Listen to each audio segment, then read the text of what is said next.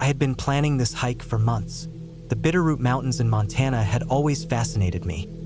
Their rugged trails, the isolation, the sense of pure wilderness. I wanted a challenge, something that pushed me past my usual weekend hikes. This was supposed to be that challenge. I started early, just after sunrise. The air was crisp, the kind of cold that nips at your fingers but feels refreshing. My pack was heavy, stuffed with supplies for a 3-day trek.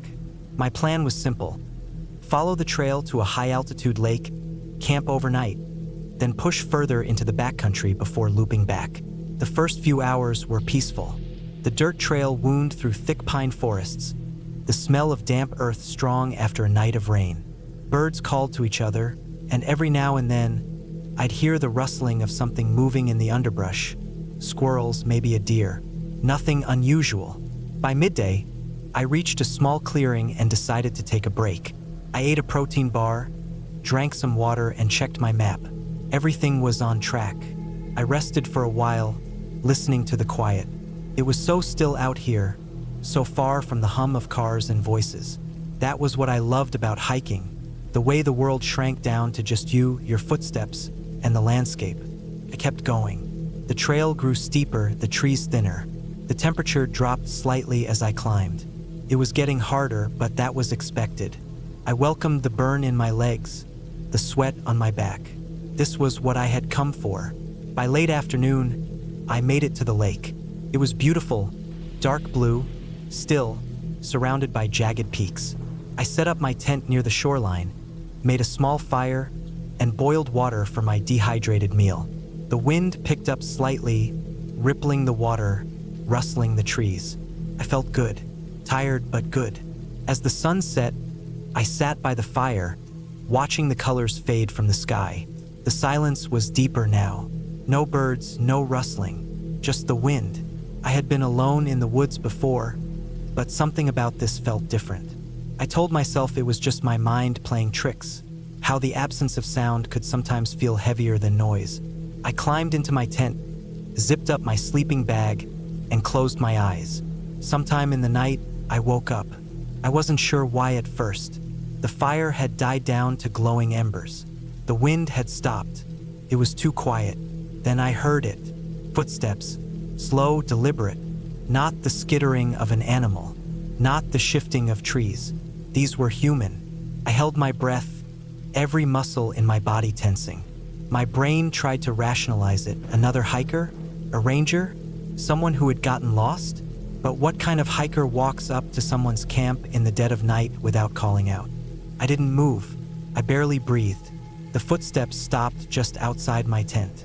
I could hear them shifting slightly, the soft crunch of dirt under boots. Then nothing. Minutes passed. I told myself to stay still, to listen, to wait. My heart was pounding so hard I was afraid it would give me away. The seconds stretched. The silence pressed down.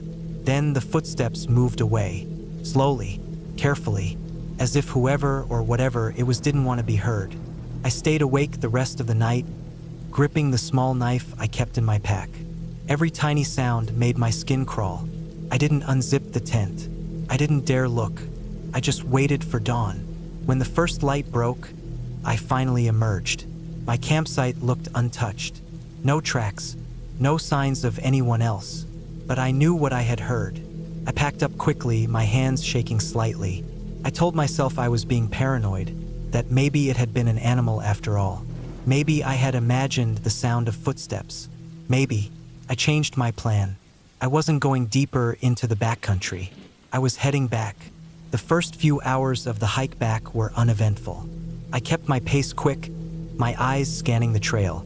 I didn't feel safe. That feeling, the creeping sense that I was not alone, never left me. Then, around midday, I found something that made my stomach drop. A boot print. It was fresh. The tread was deep, the dirt around it recently disturbed. It wasn't mine, and it was facing the direction I had come from.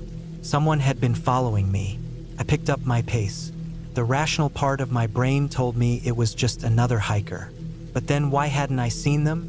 Why had they stopped outside my tent? Why hadn't they said anything? I pushed forward, my legs burning. I ignored my exhaustion, my hunger, I just needed to get out of these woods. By late afternoon, I reached the trailhead. My car was still there, untouched.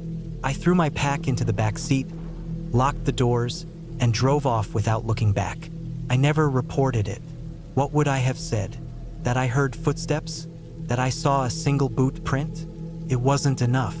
Maybe it had been nothing. Maybe my mind had played tricks on me. But I never went back to the Bitterroots. And I never camp alone anymore. Because real fear isn't about ghosts or monsters. It's about the things that could actually be out there. The ones that don't make a sound until they're close enough to touch.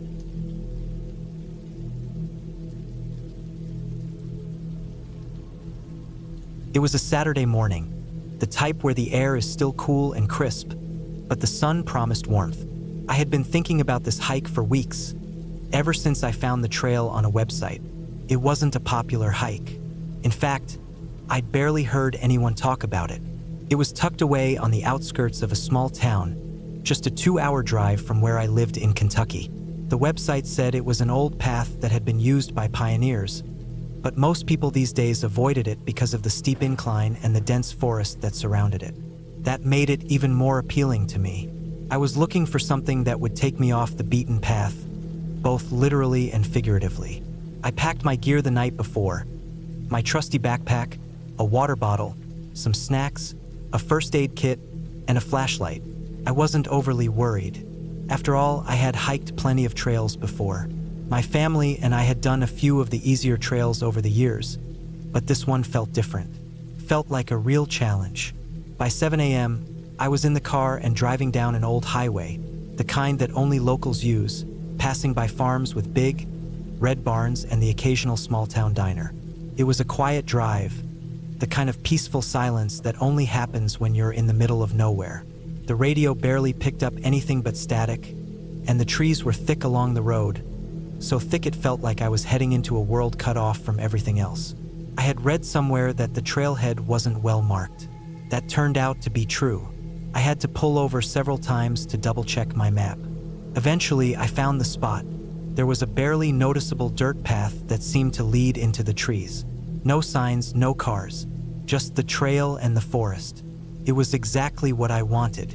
I took a deep breath and started walking, the forest around me thick with pines and oaks. The air smelled fresh, with just a hint of earth. There wasn't much wildlife, just the occasional rustle in the underbrush or the distant call of a bird. The ground beneath my boots was soft, packed with a mix of fallen leaves and pine needles. The trail was narrow, winding, and uneven, but I was used to that. I liked it, kept me focused. First, everything was calm. The sun filtered through the trees, casting dappled light on the trail ahead. There was a faint breeze, just enough to make the leaves above rustle, adding a gentle, almost soothing sound to the quiet. I had been walking for maybe an hour when the forest started to change. The trees became denser, their trunks thicker, and the air grew cooler. The path seemed to narrow, the brush on either side brushing against my legs. I was still moving at a steady pace, but something felt different. A small part of me in the back of my mind felt off. I tried to ignore it and kept walking, but the feeling wouldn't go away. It wasn't fear exactly, just a nagging sensation that I wasn't alone. I shook it off. It was just the isolation of the place, nothing more. I glanced down at my watch. It was around 9:30 a.m., and I had no plans to turn back anytime soon. About another hour later, the trail started to climb steeply. The trees were thinner now, and I could see more of the surrounding landscape. The view was stunning, but it only added to the eerie quiet of the place.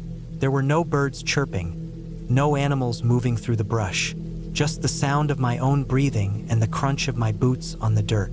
I reached the top of the incline and found a small clearing. I stopped to take a break, leaning against a large rock and pulling out my water bottle. The view from the clearing was beautiful. Rolling hills stretching for miles, the forest below me like a sea of green. It was peaceful, but there was still something about the place that didn't sit right. Maybe it was the absolute silence, or maybe it was the way the trees seemed to close in around me. I couldn't shake the feeling that I wasn't welcome. I didn't want to think about it too much. I had come all this way, I wasn't going to let a few strange feelings stop me. So, I took a deep breath and decided to press on. The next part of the trail was much more difficult. The terrain was rough, and the trail seemed to disappear in places, leaving me to scramble over rocks and through thick underbrush. I was starting to sweat from the effort, but the exertion helped clear my mind. The feeling of being watched slowly faded, though I couldn't shake the thought that this place was different. It was almost like the forest was too still, too quiet. Even the wind had died down, and the trees stood in frozen silence. Then I reached a spot where the trail split into two. One path led steeply downhill, the other continued along a ridge. I stood there for a moment, debating which way to go. The ridge path seemed safer, less risky, but something in the pit of my stomach told me to take the downhill path. Without much thought, I started down the slope, my boots slipping on loose rocks and dirt. It was more challenging than I expected, and I had to slow down, carefully picking my way through the thick underbrush. As I descended further, the trees became denser again, and the light grew dimmer. It felt like I was entering a different world entirely, one that wasn't meant to be touched. The air smelled damp, the earthy scent of decaying leaves strong in my nostrils. The path was barely visible now, and I had to pay close attention to avoid tripping on roots and rocks. At one point, I almost lost my footing and slipped down a small embankment. I grabbed onto a branch to steady myself, and as I pulled myself up, I heard something. A faint rustling in the underbrush. I froze, listening closely. It was definitely not the wind. The noise came again, closer this time. My heart started to beat a little faster. I told myself it was probably just an animal, maybe a deer or a raccoon, but the longer I stood there, the more I felt the hairs on the back of my neck stand up. There was something off about the sound. It wasn't just a random rustling. It felt deliberate, like something or someone was moving through the brush in the same direction I was. I tried to shake off the feeling and continued walking, but my pace quickened. The sense of unease was growing stronger with each step. I kept my eyes on the trail, but every few seconds, I'd glance around, half expecting to see someone or something watching me. It wasn't until I reached a small creek that I started to truly panic. The creek was shallow, and the water babbled over the rocks, but the path had completely disappeared. I had wandered off the trail, completely unaware. The trees were so dense now that it was almost impossible to see more than a few feet in any direction. I had no idea which way I had come from or which direction to go next.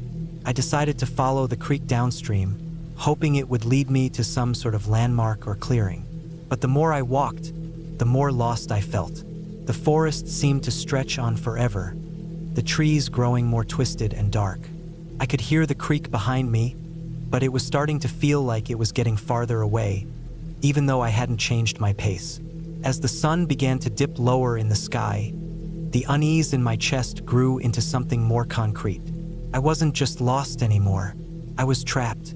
Then, as I rounded a bend in the creek, I saw something that made my stomach drop. It was a shack, hidden among the trees, barely visible from where I stood. The wood was old and weathered, the roof sagging, and there was an odd smell in the air.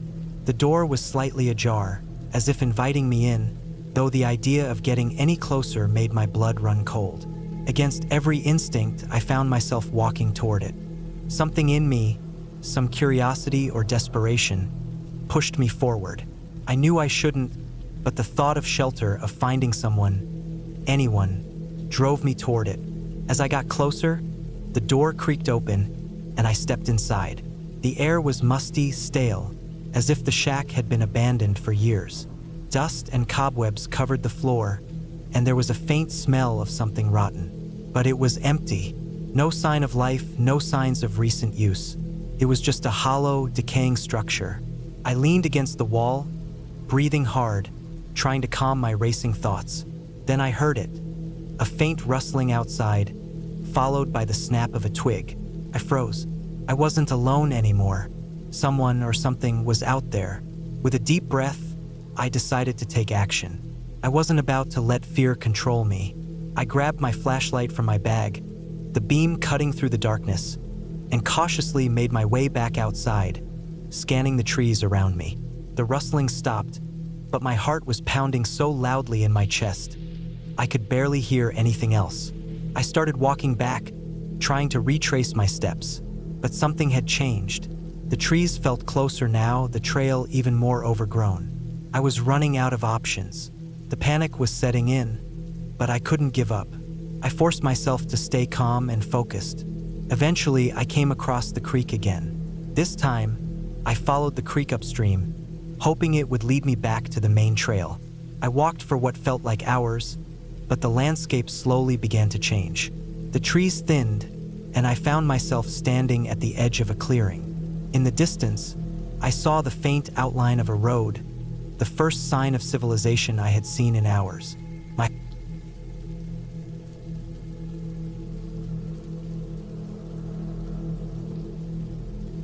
The dirt trail stretched ahead of me, winding through the thick pines of the Cascade Mountains. It was mid-October, the air crisp but not yet cold enough to bite. I had planned this solo hike for months, wanting to challenge myself before winter set in. The route was a 20-mile loop, remote and rugged, but nothing I couldn't handle. I had done plenty of hikes like this before. I packed light but smart tent, sleeping bag, enough food for 2 days, and a GPS tracker just in case. By mid-morning, I had covered nearly 6 miles, the sun filtering through the trees, casting long, dappled shadows across the forest floor. The only sounds were my boots crunching over fallen leaves and the occasional rustle of unseen wildlife. This was exactly what I wanted: peace, quiet, and solitude. Around noon, I stopped by a narrow stream to refill my water bottle. Kneeling beside the water, I noticed something strange: a footprint in the mud. Not a boot print, a bare foot. I frowned. It was too big to be a child's, but the shape was definitely human. The edges looked fresh, maybe a few hours old at most. My first thought was that someone was out here hiking barefoot, but the idea made no sense. The terrain was rough, the weather too cold. Maybe someone had taken off their boots to wade through the water, but there were no other prints leading in or out of the stream. A weird feeling settled in my stomach, but I shook it off. People did strange things in the woods. I took a deep breath and kept moving. The afternoon passed uneventfully. The trail climbed higher, the trees thinning out as I gained elevation. I reached my planned campsite just before dusk, a small clearing tucked against a rocky outcrop, sheltered from the wind. I set up my tent, cooked a quick meal on my small stove, and sat back against a log, watching the last light fade from the sky. That's when I heard it. A sharp, snapping sound, like a branch breaking, coming from the trees behind me. I froze, listening. It was probably an animal. Deer were common in this area. But then I heard another sound, something moving through the underbrush. Not the quick, darting steps of a deer or a raccoon. Something slow, deliberate. I grabbed my flashlight and shone it toward the trees. The beam cut through the darkness, illuminating rough bark and thick undergrowth, but nothing else. I swept the light back and forth, my pulse quickening. Nothing. Still, I couldn't shake the feeling that I wasn't alone. I forced myself to ignore it. The woods were full of sounds. I was being paranoid. I climbed into my tent, zipped it up tight, and forced myself to sleep. I woke up to the sound of footsteps, soft, careful, moving just outside my tent. My breath caught in my throat. My hand found the handle of my knife, gripping it tight. I strained my ears, trying to pinpoint the sound. The footsteps circled my tent once, then stopped. I didn't move. My heart pounded so hard I thought whoever was out there would hear it. Minutes passed. Silence. I stayed awake the rest of the night, knife in hand, every muscle in my body tense. When the first light of dawn finally filtered through the fabric of my tent, I forced myself to step outside, half expecting to find tracks in the dirt. Nothing. The ground was undisturbed, no sign that anything or anyone had been there. I told myself I must have imagined it, that I was just spooking myself. Still, I packed up quickly, eager to get moving. The next stretch of the hike was the hardest. A steep climb over loose rock, the wind picking up as I reached higher elevations. The sun rose higher, and the uneasy feeling from the night before slowly faded. Then I found the second footprint. This one was clearer than the first. Barefoot, deep in the soft earth beside the trail, and next to it another print, a handprint, pressed into the dirt, fingers splayed wide. My stomach dropped. Someone was out here, barefoot, crawling. I scanned the trees, my skin crawling. The forest was still, too still. I wanted to turn around, but I was already too deep into the hike. The fastest way back to my car was to finish the loop. So I kept moving, my pace quickening. The day stretched on. I hiked faster than I ever had before, barely stopping for food or water. Every so often, I glanced behind me, half expecting to see someone trailing in the distance. But there was nothing. By late afternoon, I reached my second planned campsite, a small meadow with a fire ring and a flat spot for my tent. I hesitated. Every instinct told me to keep going, to push through the night and get back to my car. But exhaustion won. I set up camp, making sure to keep my knife within reach. Night fell. I sat by the small fire, my back against a rock, my ears straining for any sound beyond the crackling flames. Then I saw it. Across the clearing, just beyond the firelight, something moved between the trees. A shape tall, thin, barely visible in the dark. I grabbed my flashlight and aimed it toward the trees. The beam caught something, a pale flash of skin, a face, gone in an instant as it ducked behind a tree. I jumped to my feet, my heart hammering. "Who's there?" My voice came out rough, strained. Silence. Then the footsteps started again. Slow, moving toward me. I didn't think. I grabbed my pack, my knife, and my flashlight and bolted. The trail was barely visible in the dark, but I didn't care. I ran. Branches whipped against my face. Roots threatened to trip me, but I didn't stop. I ran until my lungs burned, until my legs screamed for me to stop. When I finally did, gasping for breath, I risked a glance behind me. Nothing. The woods were silent, still, but I wasn't taking any chances. I kept moving, half jogging down the trail, my flashlight flickering as the batteries weakened. Hours passed. My legs were shaking, exhaustion threatening to pull me down, but I didn't stop. Not until I saw the glint of metal through the trees. My car. I practically fell onto the driver's seat, hands fumbling with the keys. The engine roared to life, and I peeled out of the dirt lot, speeding down the winding road without looking back. I never reported it. What would I even say? I didn't see a crime. I didn't see anything clearly at all. But I know what I felt. I know someone was out there, and I know they were watching me. I haven't been back to the Cascades since.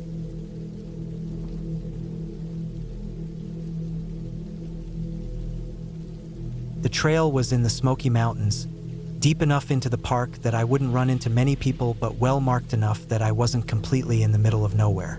The time of year was early autumn. Leaves were just beginning to turn, a mix of green and gold lining the path.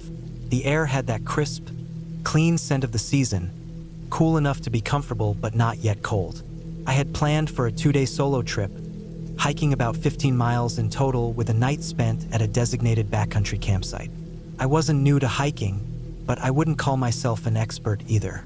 I had done plenty of weekend trips, but always on well-traveled trails, usually with a friend or two. This was my first time going out completely alone, something I'd been meaning to try for a while. Felt like the right time. I set out in the morning with a light pack, just the essentials. Food, water, a small tent, a map, and my phone, though I knew service would be non-existent out here. The first few miles were peaceful. The forest was quiet aside from the occasional chirping bird or rustling squirrel. Every so often, I'd stop to take a deep breath, taking in the silence, the kind you only find away from civilization. About 4 hours in, I reached a fork in the trail. The map showed that both paths eventually reconnected, but one was a more direct route while the other was a longer, winding path along a small river. I decided to take the scenic route. I had time and I wanted to enjoy myself. The first sign that something was off came about an hour later. As I walked, I noticed the forest around me growing quieter. At first, I didn't think much of it, but then I realized I couldn't hear anything. No birds, no wind through the trees, no distant rustling of animals. just my own footsteps crunching on the dirt and leaves. I stopped, listening. Nothing. It was strange, but I shook it off. Maybe it was just a quiet patch of the woods. Maybe I had scared something off with my presence. I kept moving. The next thing that felt wrong was the footprints. I saw them in a patch of soft dirt near the river, just off the trail. At first, I thought they were my own, similar tread pattern, similar size.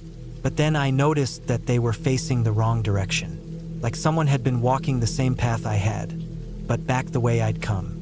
That made me pause. I hadn't seen anyone all day, not since I'd left the parking lot, and the prints looked fresh. The edges were sharp, not softened by wind or time. Someone had been here recently, maybe just minutes before me. I looked around. Nothing but trees. No sign of anyone ahead or behind me. I told myself it was nothing. Maybe someone had taken this trail earlier and I had just missed them. Still, I found myself checking over my shoulder more often as I walked. By late afternoon, I reached my campsite. It was a small clearing just off the trail with a fire ring and a flat spot for a tent. I set up quickly, wanting to have everything ready before the sun went down. The quiet still lingered, but I did my best to ignore it. I built a small fire, ate a quick meal, and sat there for a while, watching the flames dance. The silence was still there, pressing in, but the fire gave me some comfort. I told myself that everything was fine, that I was letting my imagination get the best of me. Then, just as the sun dipped below the trees, I heard it. Footsteps. Not a deer crashing through the underbrush. Not a raccoon rustling in the leaves.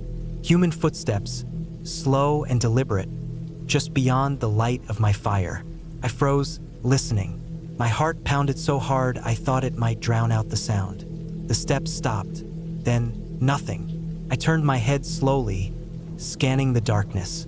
The fire only lit up a small area around me. Beyond that, the woods were nothing but black shadows. I saw nothing, but I knew someone was out there. I stood up, grabbing the small knife I always carried when camping. I wasn't sure what I planned to do with it, but having it in my hand made me feel slightly less vulnerable. Then, just as suddenly as they had stopped, the footsteps started again. This time, they were moving away, deeper into the woods. I waited, straining to hear, but eventually, the sound faded. I didn't sleep much that night. Every time I closed my eyes, I thought I heard something. A branch snapping, leaves rustling. But nothing came close again. By dawn, I was packed and ready to go in record time. I wanted to get out of there, back to my car, back to civilization. I took the shorter route back, moving fast. My legs ached, but I didn't care. I just wanted to be out of the woods. I didn't see any more footprints on the way back. I didn't hear anything strange, but the feeling of being watched never left me. It stayed with me all the way to my car. When I finally reached the parking lot, my car was the only one there. No sign of anyone else. I got in, locked the doors, and sat there for a long moment, just breathing. As I pulled out, I glanced at the trailhead sign one last time. Someone had scratched into the wood, just below the trail name. "You were almost mine. I never hiked alone again."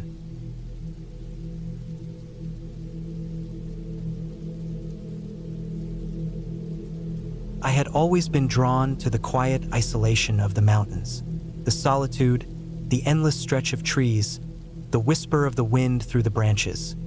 It felt like the only place where my thoughts weren't suffocated by the weight of the world. That's why I chose to hike alone. I wasn't reckless. I took precautions, checked the weather, packed enough supplies. I had been doing this for years. This time, I picked a trail I hadn't done before, one that wasn't particularly popular. It was in the Montana backcountry, a 20-mile loop through dense forest, with some elevation gain but nothing extreme. It wasn't an official, well-marked trail, but I had read about it in an old hiking forum. People talked about its beauty, the remoteness, and how few people ever ventured there. That's what I wanted. I parked my truck near the trailhead, a rough dirt pull-off, and set out in the early morning. The air was crisp, carrying the scent of damp earth and pine. My pack sat snug against my shoulders, the familiar weight reassuring. The first few miles were uneventful. birds called out in the trees, and the occasional rustling in the underbrush reminded me that I wasn't alone, even if the only other living things were deer or maybe a black bear. About 5 miles in, I noticed something odd. A narrow path branched off from the main trail, barely visible through the undergrowth. It wasn't on my map, and there were no signs, but it looked well-trodden, like people had used it before. I paused, staring down its shadowed length. Curiosity prickled at me, but I shook it off. Stick to the plan. I kept moving. A few miles later, I started feeling off. It wasn't exhaustion, I was in good shape and I had plenty of water. But something about the silence felt wrong. The usual forest sounds had faded, replaced by an unnatural stillness. No birds, no wind, just the sound of my boots against the dirt and my own breathing. Felt like I was being watched. I stopped, listening. Nothing. I told myself I was imagining things and pushed forward. I reached a clearing around midday, a good place to rest. I dropped my pack, sat on a fallen log, and pulled out a protein bar. The clearing was small, surrounded by towering pines. The sky a pale blue overhead. That's when I saw it. A rusted metal post jutting from the ground, barely visible among the brush. I stood, walked over. It looked like an old trail marker, long forgotten. The paint was faded, almost completely peeled away, but I could still make out faint letters. They spelled nothing I recognized, just fragments. Stay! The rest was too worn to read. A chill ran through me. Who put it here? And why was it abandoned? I glanced around, suddenly uneasy. The stillness pressed against my ears. I should have turned back. Instead, I pulled out my map, checked my location. I was still on the right path. No reason to panic. After a short break, I moved on. That's when I saw the footprints. They were ahead of me, faint but clear in the dirt. They weren't mine. Someone else had been through here recently. Maybe another hiker, but that didn't make sense. This wasn't a well-traveled route, and something about them unsettled me.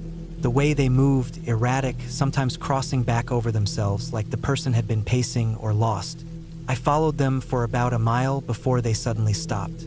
No sign of turning around, no deviation, just gone. I knelt, pressing my fingers to the last print. It was deeper than the others, like whoever made it had put all their weight down before vanishing. I looked around. Trees, rocks, nothing. My pulse quickened. I wasn't alone. I forced myself to keep going. I told myself it was nothing, just another hiker who had backtracked and left the trail at some point. I didn't believe it. As the sun began to set, I found a spot to make camp. A small, flat area near a trickling creek. I set up my tent, got a fire going, and ate in silence. The unease never left me. Every so often, I'd glance into the trees, expecting to see something, but there was nothing, just the dark. That night, I woke up to movement. Not an animal, something else. It was subtle, a shift in the air, a soft crunch of leaves just outside my tent. My breath caught. I reached for my knife, gripping the handle tight. The sound came again, closer. Then a pause. Silence. My own heartbeat pounded in my ears. I strained to listen. Was it my imagination? Then, something brushed against my tent. I sat up fast, my pulse hammering. A shadow moved just beyond the thin fabric. A shape, not a bear, not a deer, something tall, human. I didn't breathe. The fire outside had burned low, casting a faint, flickering glow. I could barely make it out, just the outline. Standing still, facing my tent. I don't know how long I sat there. Frozen. Minutes, maybe an hour. Then, just as silently as it had come, it moved away. Slow, deliberate steps fading into the night. I didn't sleep after that. I sat there, knife in hand, waiting for the first light of dawn. When it came, I packed up and left, moving fast, barely stopping for water. I don't know why I didn't run. Something told me not to. Just move. Don't draw attention. I made it back to my truck in record time. As I threw my pack in the back and climbed into the driver's seat, I finally let myself breathe. My hands were shaking. I locked the doors, started the engine. As I pulled away, I glanced at the trailhead one last time. There was someone standing just beyond the trees, half hidden in the shadows. Watching me, I didn't stop. I didn't look back again. I never went hiking alone after that.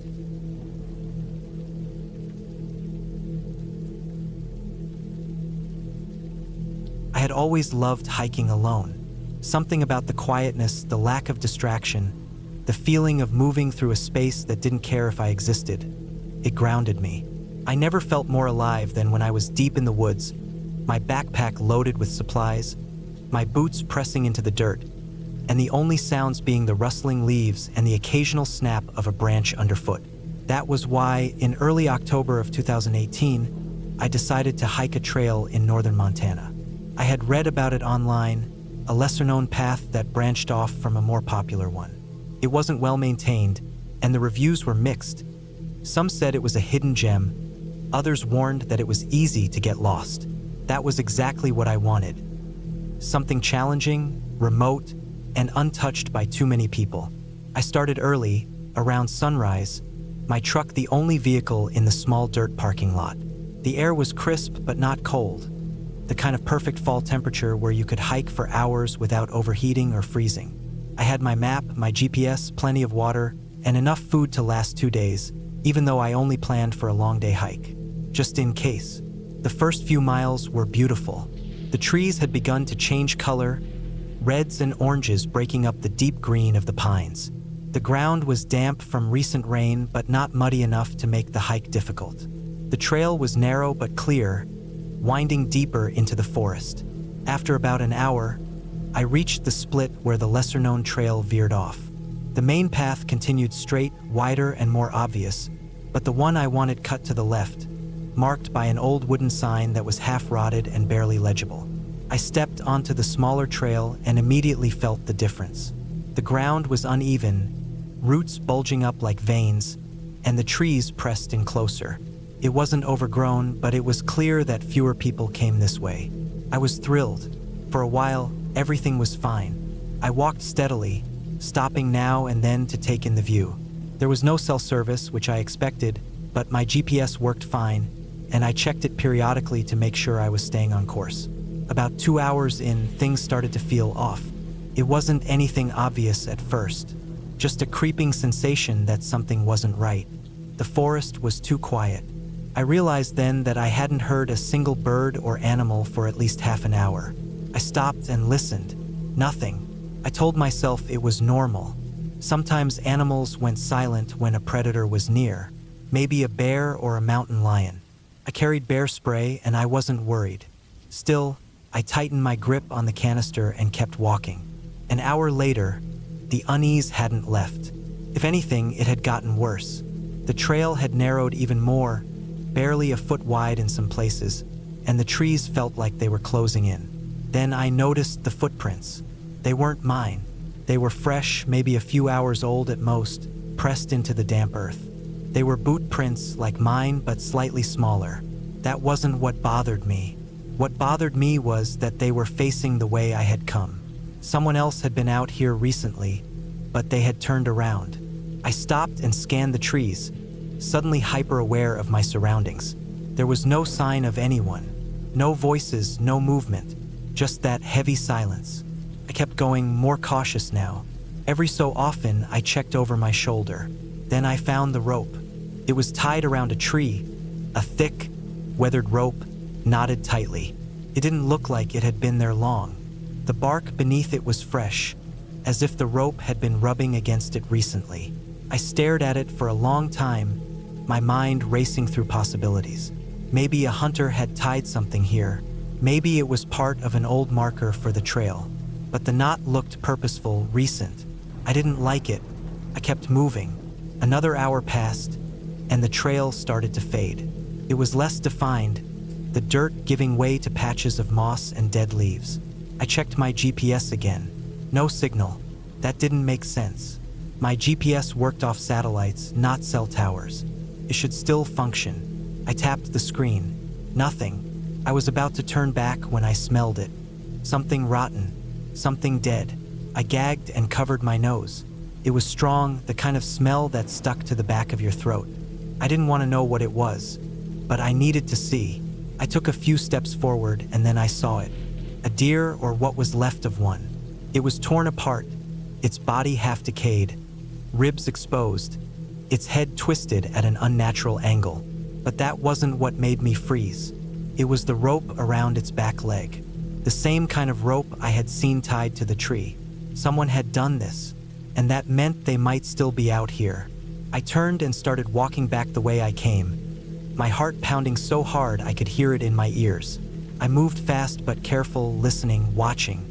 And then I saw the footprints again. New ones, bigger. Someone had followed me. I didn't run. Running meant noise, meant mistakes. I walked, steady and fast, gripping my bear spray like a weapon. Every step felt too loud. The silence had changed. It wasn't empty anymore. It was waiting. I walked for what felt like hours, my pulse never slowing. My truck was miles away. Then, up ahead, something moved. A figure, standing in the trees. They were too far to see clearly, but they weren't moving. Just standing there, watching. I forced myself to keep walking, not looking directly at them. If they followed, I didn't want them to know I had seen them. I don't know how I made it back. I don't remember half the walk. My legs felt numb by the time I saw the parking lot. My truck sitting there like a beacon. I didn't stop until I was inside, the doors locked, my hands shaking as I turned the key. As I pulled out, I looked back. No one was there. But as I drove down the dirt road, I saw something in my mirror. A rope tied to a tree, swaying slightly in the breeze. I never hiked alone again.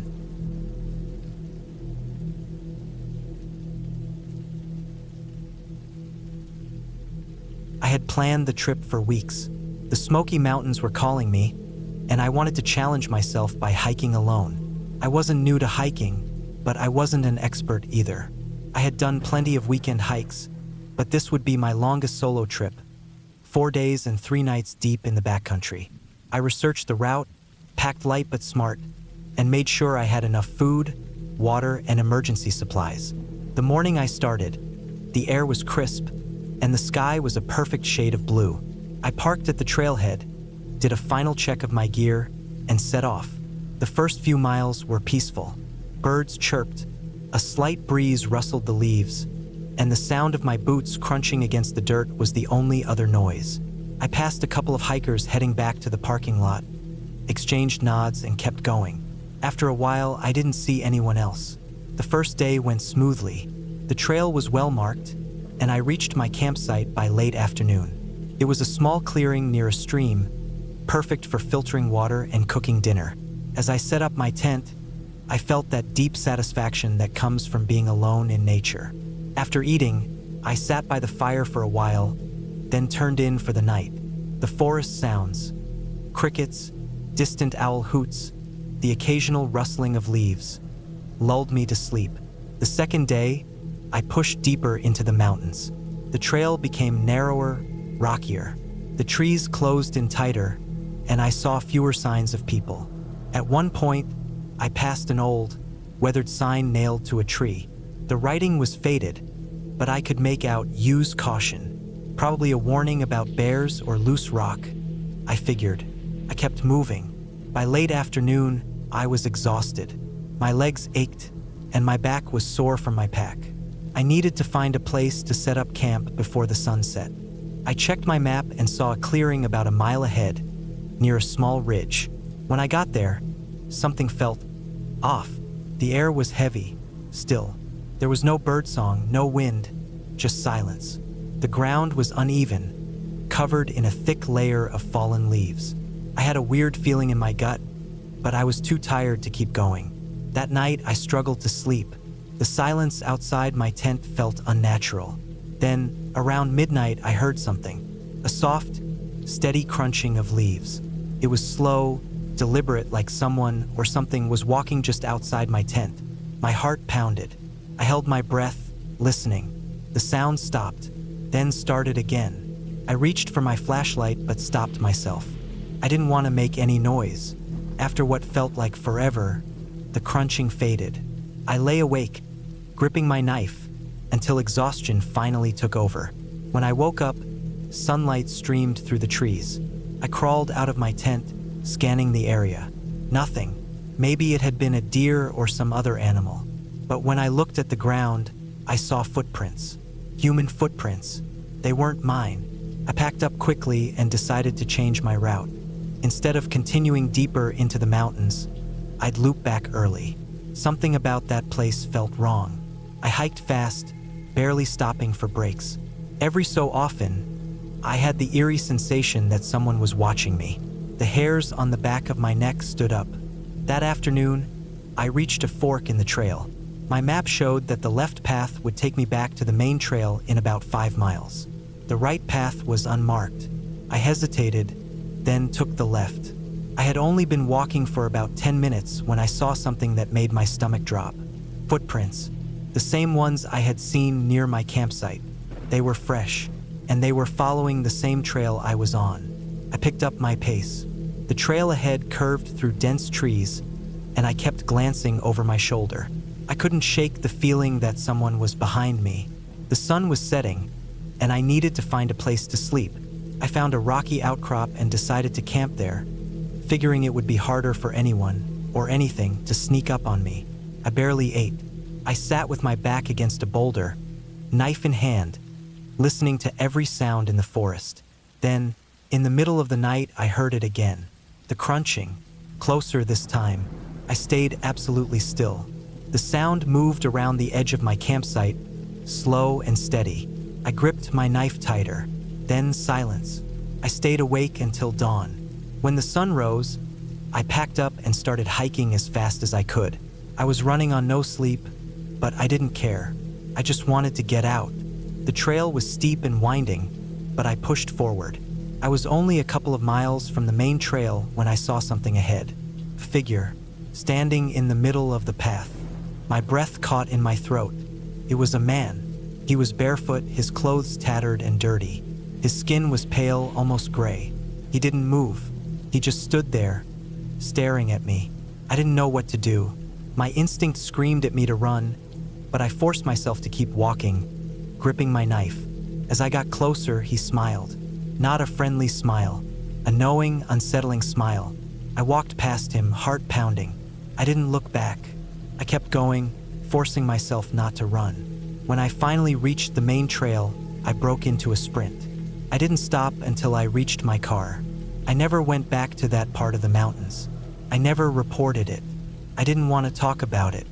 Even now, years later, I sometimes wake up in the middle of the night, thinking I hear footsteps outside my window.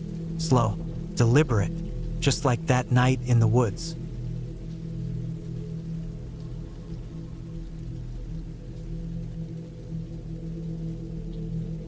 I was always an outdoors person. Hiking, camping, long walks through the woods. Those were the things that cleared my head.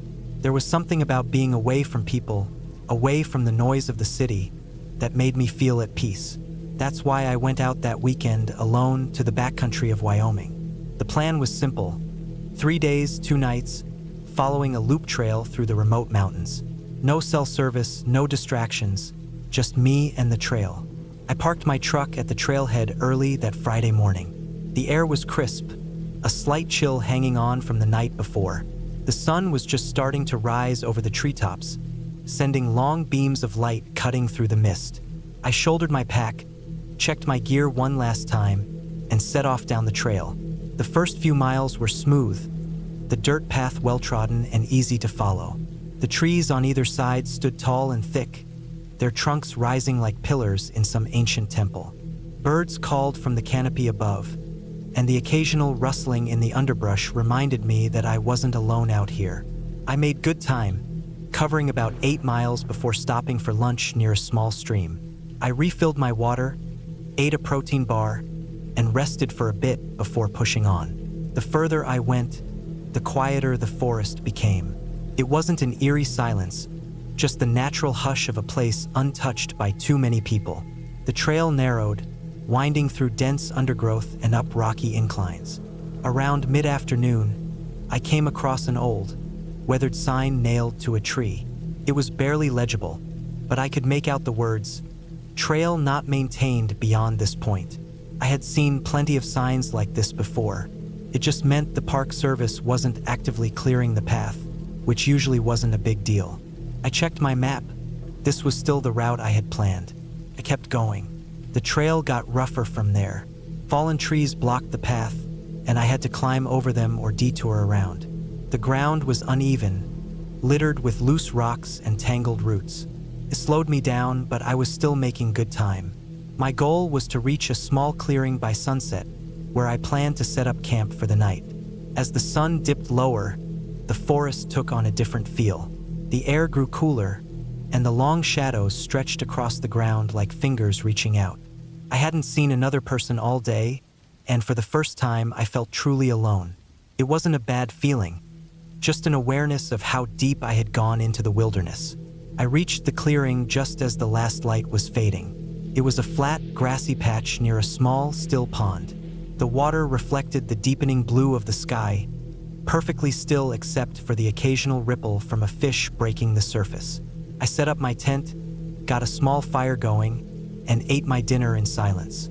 The stars came out one by one, their cold light filling the sky. It was beautiful. Then, sometime in the middle of the night, I woke up. I wasn't sure what had stirred me at first. My fire had died down to embers, casting a faint orange glow. The night was silent, not just quiet, silent. No wind, no insects, no distant calls of night birds. I sat up in my sleeping bag, listening. My breath sounded too loud in the still air. Then I heard it, a soft, deliberate sound. A footstep came from somewhere near the pond. Not an animal scurrying through the brush. This was different. Slow, careful, human. I reached for my knife, gripping it tightly. My other hand found my flashlight. I didn't turn it on yet. I just sat there listening. Another step, then another. Closer now. I took a deep breath and flicked on the flashlight, aiming it toward the sound. Nothing. The pond was still, the trees unmoving. I scanned the area, my heart pounding. Maybe I had imagined it. Maybe a branch had fallen. But I knew what I had heard. I stayed awake for a long time, knife in hand, listening. Eventually, exhaustion won, and I drifted back into a fitful sleep. Morning came, bright and normal. Birds sang. The air smelled fresh. I packed up my camp and told myself I had just been jumpy. But as I went to refill my water at the pond, I saw them, footprints. Not mine, not boot prints, bare feet, deep ones, as if whoever had made them was heavy. A chill ran through me, but I forced myself to shake it off. Maybe someone had passed through here before me. Maybe. I filled my bottle and kept moving. The second day was harder. The trail became less of a trail and more of a game of find the least dangerous way forward. The forest closed in tighter, the undergrowth thick and unforgiving. My pace slowed to a crawl as I navigated fallen trees and loose rock slides. Every now and then, I glanced over my shoulder, that uneasy feeling refusing to leave me. By late afternoon, I realized I wasn't going to make it to my planned campsite. The terrain was just too rough. I decided to stop early, finding a small flat spot between two towering boulders. It wasn't ideal, but it would do. I set up camp, ate quickly, and climbed into my tent before the sun had even fully set. I told myself I was just being cautious, but really, I didn't want to be out in the open after dark. That night, I woke up again. The same silence, the same feeling, then footsteps, closer than before. I stayed still, barely breathing. My knife was already in my hand, my flashlight within reach, but I didn't turn it on this time. I just listened. The steps circled my tent, slow and deliberate. Something brushed against the fabric. Light, almost curious. My stomach clenched. I wanted to move, to do something, but I couldn't. I just lay there, frozen. Then, just as suddenly as it had started, the footsteps stopped. Minutes passed, then an hour. I didn't move. The first light, I packed up and left. Fast. I didn't eat, didn't rest. Just moved. The trail was nearly non-existent now, but I didn't care. I just needed to put distance between me and that place. By midday, I reached an old logging road, barely more than a break in the trees, but enough. I followed it, moving as quickly as my tired legs would allow. Then, finally, mercifully, I saw it, my truck. I almost ran the last stretch. I threw my pack in the back, climbed in, and locked the doors. My hands were shaking as I started the engine. As I pulled away, I glanced once more at the tree line. There, just beyond the edge of the forest, something stood. A figure, tall, still, watching. I didn't stop, didn't take a second look. I just drove. I never went back.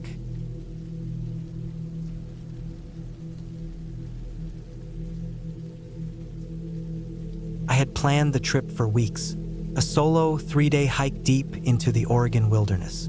The plan was to disconnect, to push myself, and to find some peace away from everything. My wife wasn't thrilled about it, but I assured her I'd check in with my satellite phone each night. The trail was a lesser-known one, steep in parts, dense with old-growth forest, and far from civilization. That was exactly what I wanted. I parked my truck at the trailhead just after dawn, loaded my pack onto my shoulders, and took the first steps into the trees. The air smelled like damp earth and pine, crisp and clean. The first day was challenging, a steady uphill climb that had my thighs burning within the first hour. But the beauty of the place made up for it. Towering firs lined the narrow path, and every so often, I caught glimpses of the mountains through breaks in the trees. Birds called overhead, and the distant sound of running water kept me company. By mid-afternoon, I reached a small clearing beside a stream and decided to set up camp. I pitched my tent, gathered some firewood, and sat down to eat a protein bar while filtering water. The solitude was nice, even peaceful. As the sun dipped below the trees, I lit a small fire, warming my hands against the chills settling in. Everything felt right, normal, safe. But then, just as I was about to turn in for the night, I heard something, movement, maybe 50 yards away, a distinct crunch of leaves. I froze, straining my ears. Probably just an animal. A deer, maybe. I told myself that and forced my body to relax. The sound didn't come again, and after a while, I crawled into my sleeping bag, exhaustion pulling me under. The second day was harder. The terrain became steeper, the trail less defined. I had to use my hands to climb at times, gripping onto exposed roots and jagged rocks. I was sweating through my shirt by mid-morning. As I stopped to rest, I checked my map, making sure I was still on course. My destination was an old fire lookout, long abandoned but rumored to have one of the best views in the region. By early evening, I was close. The path widened slightly, and through the thinning trees, I spotted the structure. It was smaller than I expected, weathered and leaning slightly. The windows were intact, though streaked with years of dirt.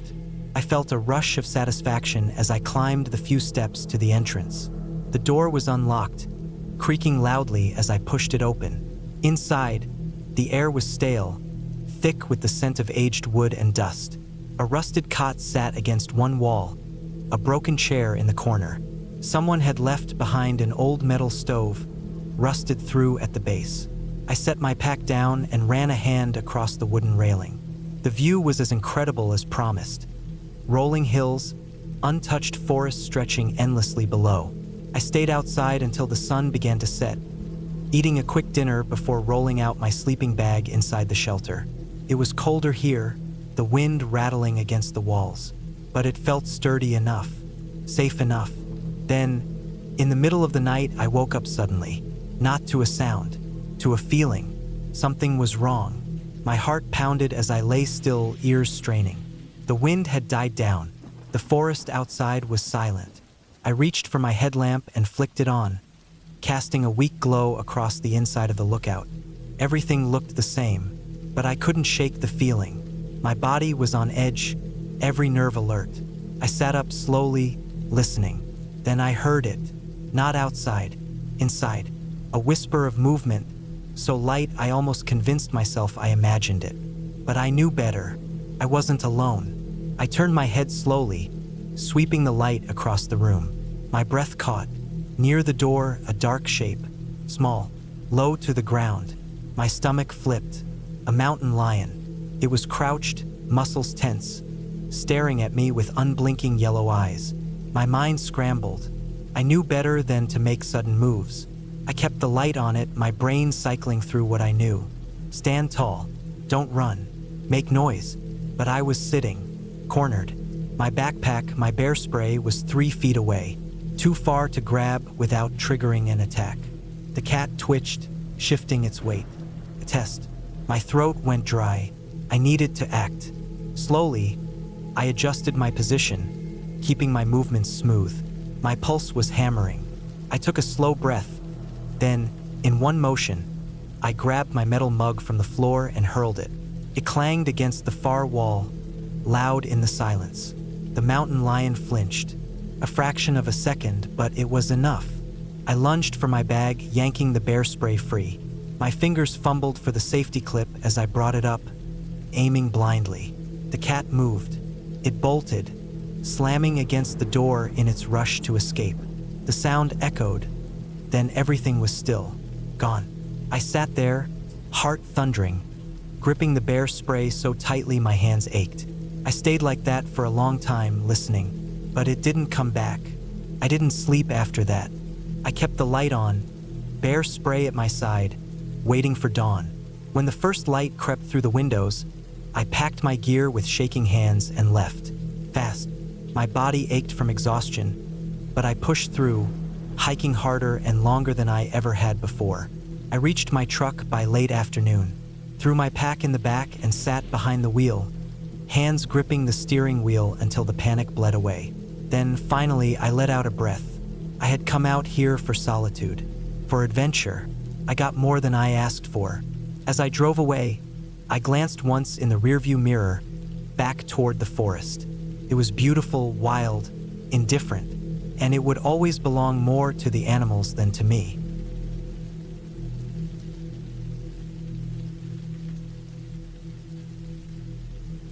I started my hike early, just after sunrise, when the air was still crisp and untouched by the midday heat. The trail was somewhere in northern Montana, a lesser-known stretch of wilderness that a friend had recommended. He told me it was remote, difficult, but rewarding. That's exactly what I wanted. No crowded paths, no small talk with other hikers, just me and the wild. I parked my truck at the small dirt lot near the trailhead. There was one other vehicle, an older model sedan, covered in dust and parked crooked. It looked like it had been there a while. I made a mental note of it and moved on. The first few miles were peaceful. Tall pine trees lined the narrow dirt trail, their needles damp with last night's rain. The earth smelled rich, alive. Birds called out in short, clipped songs, and every so often, I heard something rustle in the undergrowth. Probably squirrels, maybe deer. I had a full pack on my back, enough water, a first aid kit, extra socks, a knife, a map, and a compass. My phone had no signal out here, but that didn't bother me. I liked it that way. The trail started to climb, winding through dense forest. The higher I went, the quieter it got. The birds disappeared. Even the wind barely whispered through the trees. It was just the crunch of my boots against the dirt and my own breathing. I reached a ridge around noon, stopping to drink some water and eat a protein bar. The view was incredible. Rolling green hills stretching for miles. A valley cut deep by a narrow, silver river far below. The sky was a dull gray now, the sun hidden behind thickening clouds. I checked my map. The next section of the hike was steep, leading into a narrow canyon before looping back toward the starting point. I figured I had plenty of time before dark, so I kept moving. The descent into the canyon was more difficult than I expected. The path was eroded in places, loose rocks skittering away under my boots. I took it slow, careful not to twist an ankle. The air down here was cooler, and the smell of wet earth was stronger. About a mile in, I noticed something odd. The trail, which had been clear and well-defined, suddenly became less distinct. Grass and undergrowth encroached, and fallen branches lay across it, as if no one had been through here in a long time. I checked the map again. I was still on the right path. Maybe the trail just wasn't maintained well. I pushed forward. Then I saw it. A boot, just one, lying in the dirt, half covered by leaves.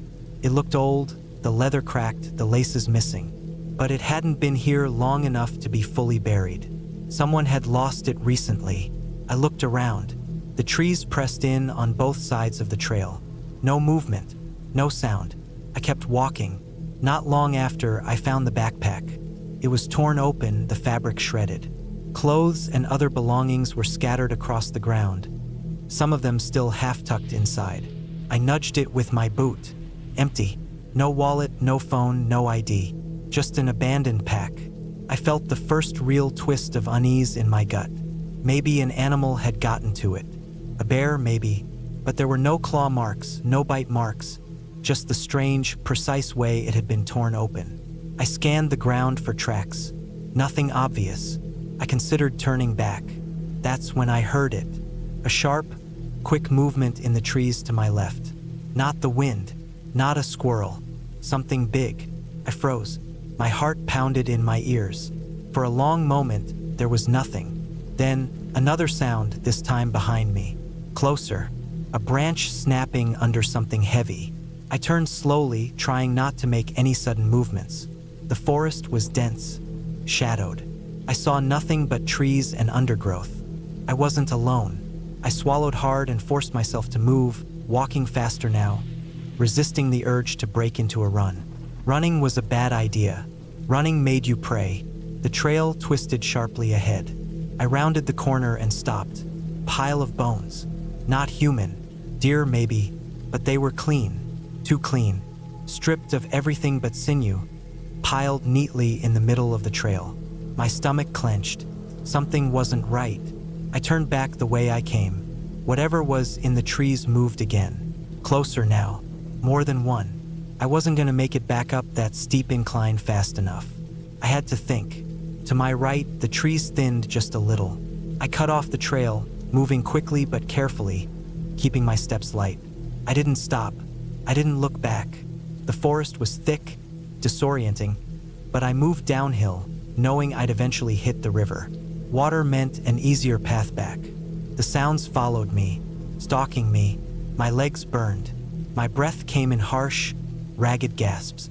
Then, suddenly, the trees broke open, and I saw it, the river, cutting through the valley below. I scrambled toward it, half sliding down the muddy slope. I hit the bank hard, nearly falling in. The water was moving fast, swollen from recent rain. I followed it, pushing forward, knowing the trail looped near the river further down. The sounds faded. After what felt like hours, I found the trail again. By the time I reached my truck, the sky was dark. My hands shook as I unlocked the door. I climbed in, locked everything, and sat there for a long time, trying to slow my breathing. I glanced in the rearview mirror. The other car was still there. I never found out whose it was. I never went back, and I never told anyone what I saw out there.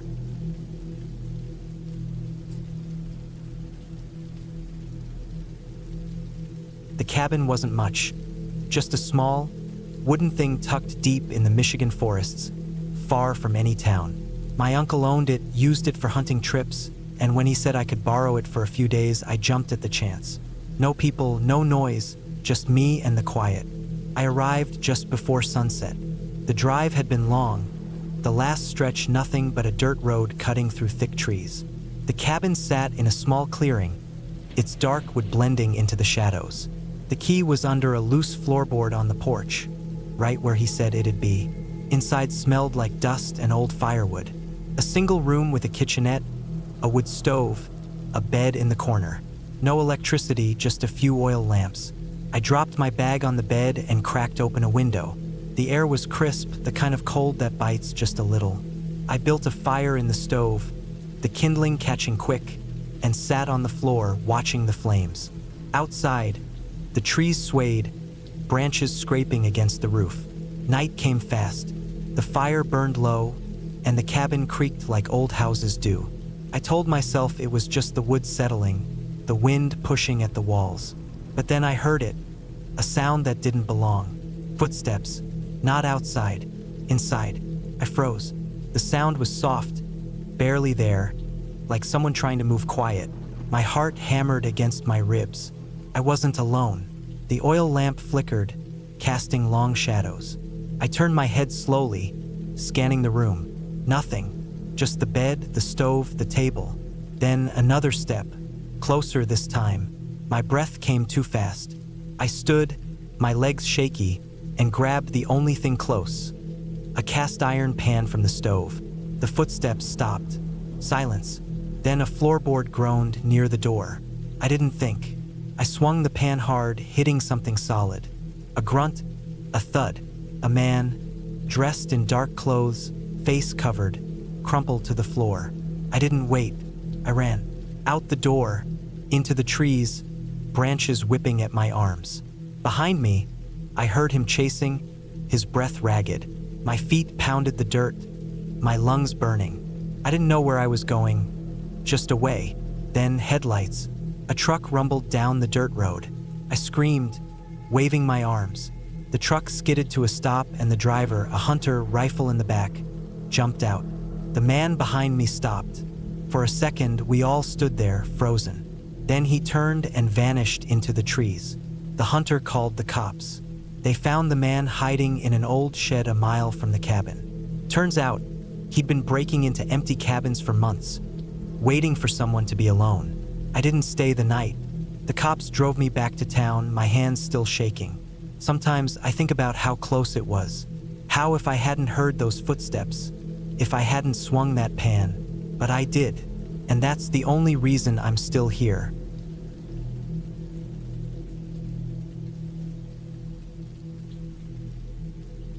The road had been swallowed by the forest hours ago, the trees pressing in like silent watchers, their branches scraping against the roof of my car. The GPS had given up long before that, flickering out with a weak signal, leaving me with nothing but a paper map and the fading light of dusk.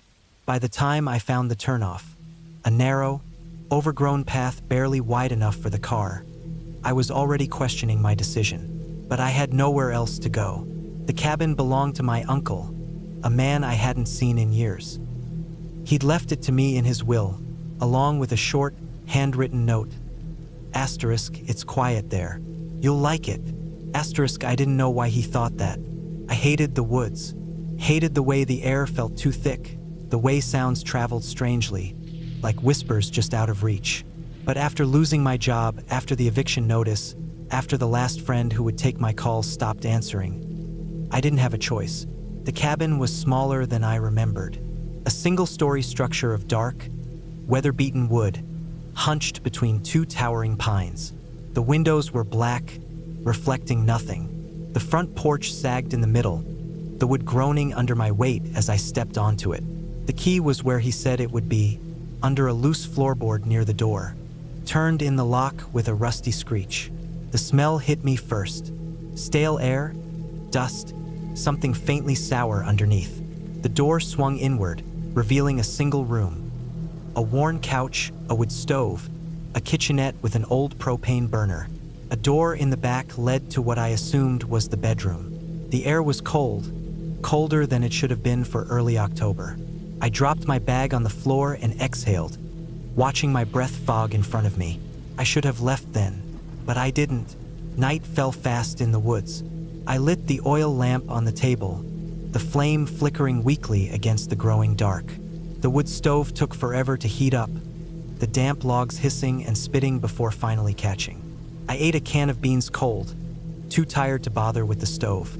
The silence was heavy, pressing in from all sides. No cars, no voices, not even the hum of electricity. Just the occasional creak of the cabin settling, the distant rustle of something moving outside. I told myself it was an animal. I tried to sleep. The bed was musty, the blankets stiff with age. The wind picked up outside, rattling the loose window panes. I stared at the ceiling, listening. There was a rhythm to the sounds, the groan of branches, the scrape of something against the side of the cabin. Like footsteps, slow, deliberate. I held my breath. It stopped. I exhaled. Then a knock. 3 sharp raps against the front door. My heart slammed into my throat. No one knew I was here. No one could have followed me. The road was barely passable, the cabin hidden. I sat up, ears straining. Silence. Then another knock. Harder this time. I didn't move. The doorknob turned. Slowly, the lock held. A pause. Then a thud. A shoulder against the door. The wood shuddered. Another thud. The frame splintered. I was out of bed before I could think, scrambling for the back door. The bedroom window was too small. The front door burst open. Cold air rushed in. I didn't turn around. I didn't look. I wrenched open the back door and ran. The woods swallowed me whole. Branches lashed at my arms, my face. My breath came in ragged gasps, my feet slipping on wet leaves. I didn't know where I was going, just away. Behind me, the cabin was a dark shape against the trees. No lights, no movement. Then a sound. Footsteps. Close. Too close. I ran harder, my lungs burning. The trees blurred together. My foot caught on a root. I went down hard, my knee slamming into rock. Pain shot up my leg. I bit back a cry, rolling onto my back. Something moved in the dark. A shape, tall, too tall. I scrambled backward, my hands slipping in the mud. The shape stepped forward. Slowly, deliberately, then headlights. A blinding sweep of light through the trees. An engine roared. Tires skidded on gravel. The shape hesitated. Then it was gone. Just like that. A truck door slammed. A voice shouted, "Hey, you okay?" A man, late 50s, flannel shirt, a shotgun in his hands. His eyes darted past me, scanning the trees. "What the hell are you doing out here?" he demanded. I couldn't speak. My whole body was shaking. He lowered the gun slightly. "You stayin' at the old Carter place?" I nodded. His face darkened. "Damn fool. That place ain't safe." I found my voice. There was someone. "Yeah," he said grimly. "There was." He didn't explain, just helped me up, half dragging me to his truck. I didn't look back at the cabin, didn't ask questions. As we drove away, I finally saw it, peering between the trees, watching, waiting. The man saw it too. He stepped on the gas. We didn't stop until we hit the main road. The sheriff's office was small, cramped. The deputy took my statement with tired eyes. "Third one this month," he muttered. I stared. "What?" He sighed. "Squatters. Meth heads. They've been holed up in those old cabins for months. You're lucky old man Riggs found you." I thought of the shape in the woods, the way it moved. Too quiet, too sure. "That wasn't some addict," I said. The deputy didn't answer, just handed me a blanket and a cup of coffee. Riggs drove me to a motel the next town over, paid for the room himself. "Don't go back there," he said. I didn't. I sold the cabin a week later. Never even went back for my things. Sometimes, though, I dream about it. The way the door splintered, the sound of footsteps in the dark, and the thing that watched me from the trees. Waiting, always waiting.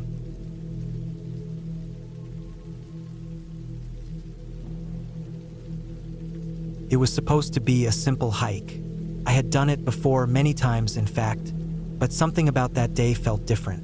The morning had been crisp, the kind of cold that makes your breath visible in the air but doesn't linger long enough to sting. The sun was still low in the sky, just above the horizon, casting long shadows on the forest floor, the kind of shadows that feel like they stretch forever, making the trees look taller and the path ahead seem uncertain. I had decided on a whim to take the long trail that loops through the northern section of the woods. Most people stick to the shorter paths near the main park entrance, but I always enjoyed the solitude of the longer hikes, away from the crowds. The trail I chose wasn't particularly well known, so I figured it would be peaceful. After all, I'd done the same route a dozen times over the years. My name is Ethan, and I've been hiking in these woods since I was in high school. Over the years, I've gotten to know the terrain like the back of my hand. I know when the incline gets steep, when the path turns muddy, when the creek crosses under the trail, and where the old, rotting log lies across the path that you need to climb over. This hike, I thought, would be like any other. As I made my way down the familiar trail, I tried not to think too much. The rhythm of my steps and the rustling of the leaves beneath my boots were soothing, and I let my mind wander. My phone was in my pack, turned off. I didn't want distractions. I was here to clear my head, to escape the noise of the world. The trees were dense here, their thick trunks covered in moss and their branches twisted together overhead, blocking out much of the sunlight. It felt cool, but not uncomfortably so. The air smelled fresh, earthy, like wet pine needles. As I walked deeper into the woods, the usual chirping of birds and the rustling of small animals in the underbrush was replaced by silence, a quiet that pressed in on me. At first, I thought nothing of it. Silence is common in the woods, especially in the early morning. Most animals are still hiding from the cold or preparing for the day ahead. But as I moved farther along the trail, I started to notice the absence of any signs of life. No birds, no squirrels, no insects. The usual sounds of nature were completely absent. I stopped for a moment, standing still on the trail. I tried to shake off the uneasy feeling creeping up my spine. It wasn't like me to get freaked out over something as simple as silence. I had spent countless hours in these woods and never once had I felt this way. Still, I decided to keep moving. I figured I was just overthinking things. The further I went, the stranger it felt. The silence wasn't just quiet. It was oppressive. It was as if the whole forest was holding its breath, waiting for something. I couldn't shake the feeling that I was being watched, though when I glanced around, there was nothing to see but trees and the occasional patch of underbrush. I rounded a bend in the trail and saw something ahead. A fallen tree lay across the path, its gnarled roots exposed like twisted fingers reaching out of the earth. It wasn't unusual. I had seen this same fallen tree dozens of times before. The trail had always gone around it, but something about this time was different. The tree had been dragged, or at least it looked like it had. Its position was off, as though it had been disturbed recently. A strange chill crept down my spine, but I forced myself to stay calm. The wind could have moved the tree, or maybe some other hikers had tried to move it, though that didn't seem likely. The trail was remote and very few people made their way out this far. I decided to climb over the tree as I had done in the past. But as I reached the other side, I noticed something that made my blood run cold. A small, weathered wooden box lay in the dirt just off the trail. It wasn't large, only about the size of a shoebox, and it appeared to be buried slightly under the soil, as though someone had been digging around it recently. The box looked old, covered in dirt and moss, with no markings or labels to identify it. There was something about it that felt wrong. I couldn't explain it, but the sight of the box sent a wave of unease crashing over me. I stood there for a long moment, staring at the box. My hand hovered over it, as if I was about to reach down and open it, but I stopped myself. What if it was some kind of trap? What if someone had left it here intentionally? I had heard rumors, whispers about strange occurrences in these woods, but I had always dismissed them as nonsense. Yet now, standing there, I couldn't ignore the knot forming in my stomach. I turned away from the box and kept walking, but the strange sensation of being watched only grew stronger. It was as if the woods themselves were alive, aware of my presence. The trail continued, winding through the thick trees, and eventually, I came across a clearing. It was a wide open space with tall grass and a few scattered boulders. The sun had risen higher now, and the light filtered down through the canopy in a soft, golden glow. For a moment, I felt relief, like I had broken free of the oppressive atmosphere that had been surrounding me. But as I stepped into the clearing, I noticed something else. At the far end of the clearing, half hidden in the underbrush, was a strange figure. It was a man, standing perfectly still, facing away from me. He was wearing a long, dark coat, and his hair was unkempt, blowing slightly in the breeze. He didn't move. He didn't even seem to notice me standing there, though I was certain he had to have heard my approach. My heart started to race, and I instinctively reached for the knife I always carried in my pack. I hadn't seen anyone else on the trail today, and the man's strange behavior was unsettling. I wanted to call out, ask if he was okay, but something stopped me.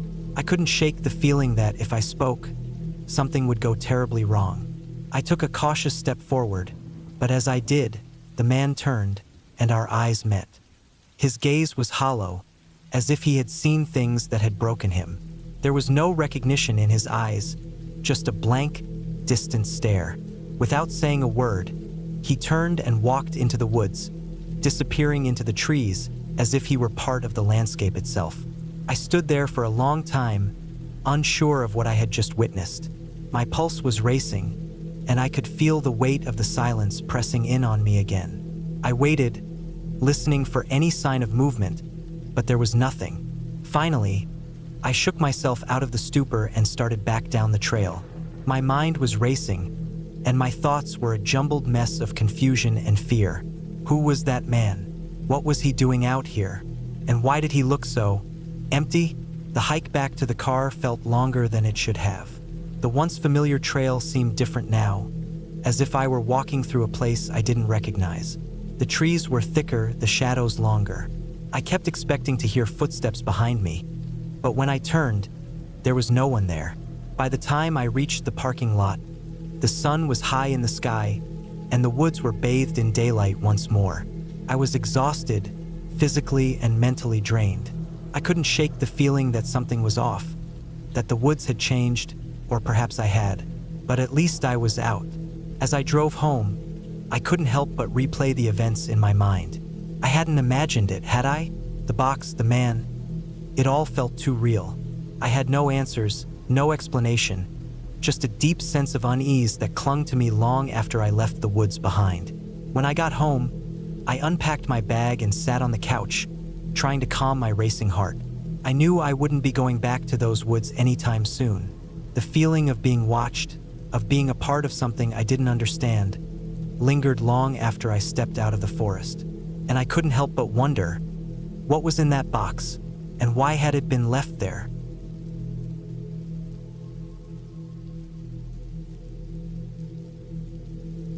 The road was barely visible under the thick blanket of snow, my tires slipping every few feet as I guided the car up the winding mountain path. The GPS had stopped working an hour ago, and now I was driving blind, following a half-remembered map my uncle had scribbled on the back of a gas station receipt. The cabin was supposed to be a quiet getaway, somewhere to clear my head after the mess with Sarah. But the deeper I drove into the woods, the heavier the dread settled in my chest. The trees pressed in on both sides, their skeletal branches scraping against the car like bony fingers. The headlights barely cut through the darkness, flickering weakly against the swirling snow. I tightened my grip on the wheel, my breath fogging up the windshield. The heater had given out miles back, and now the cold gnawed at my fingers, turning them stiff and clumsy. When I finally saw the cabin, it looked nothing like the cozy retreat I'd imagined. It was a squat, weather-beaten thing, the wood blackened with age, the roof sagging under the weight of snow. The front porch steps groaned under my boots as I climbed them, the sound too loud in the silence. The key turned stiffly in the lock, and the door swung open with a shudder, revealing a dark, musty interior. I dropped my bags just inside and fumbled for the light switch. Nothing. The power was out.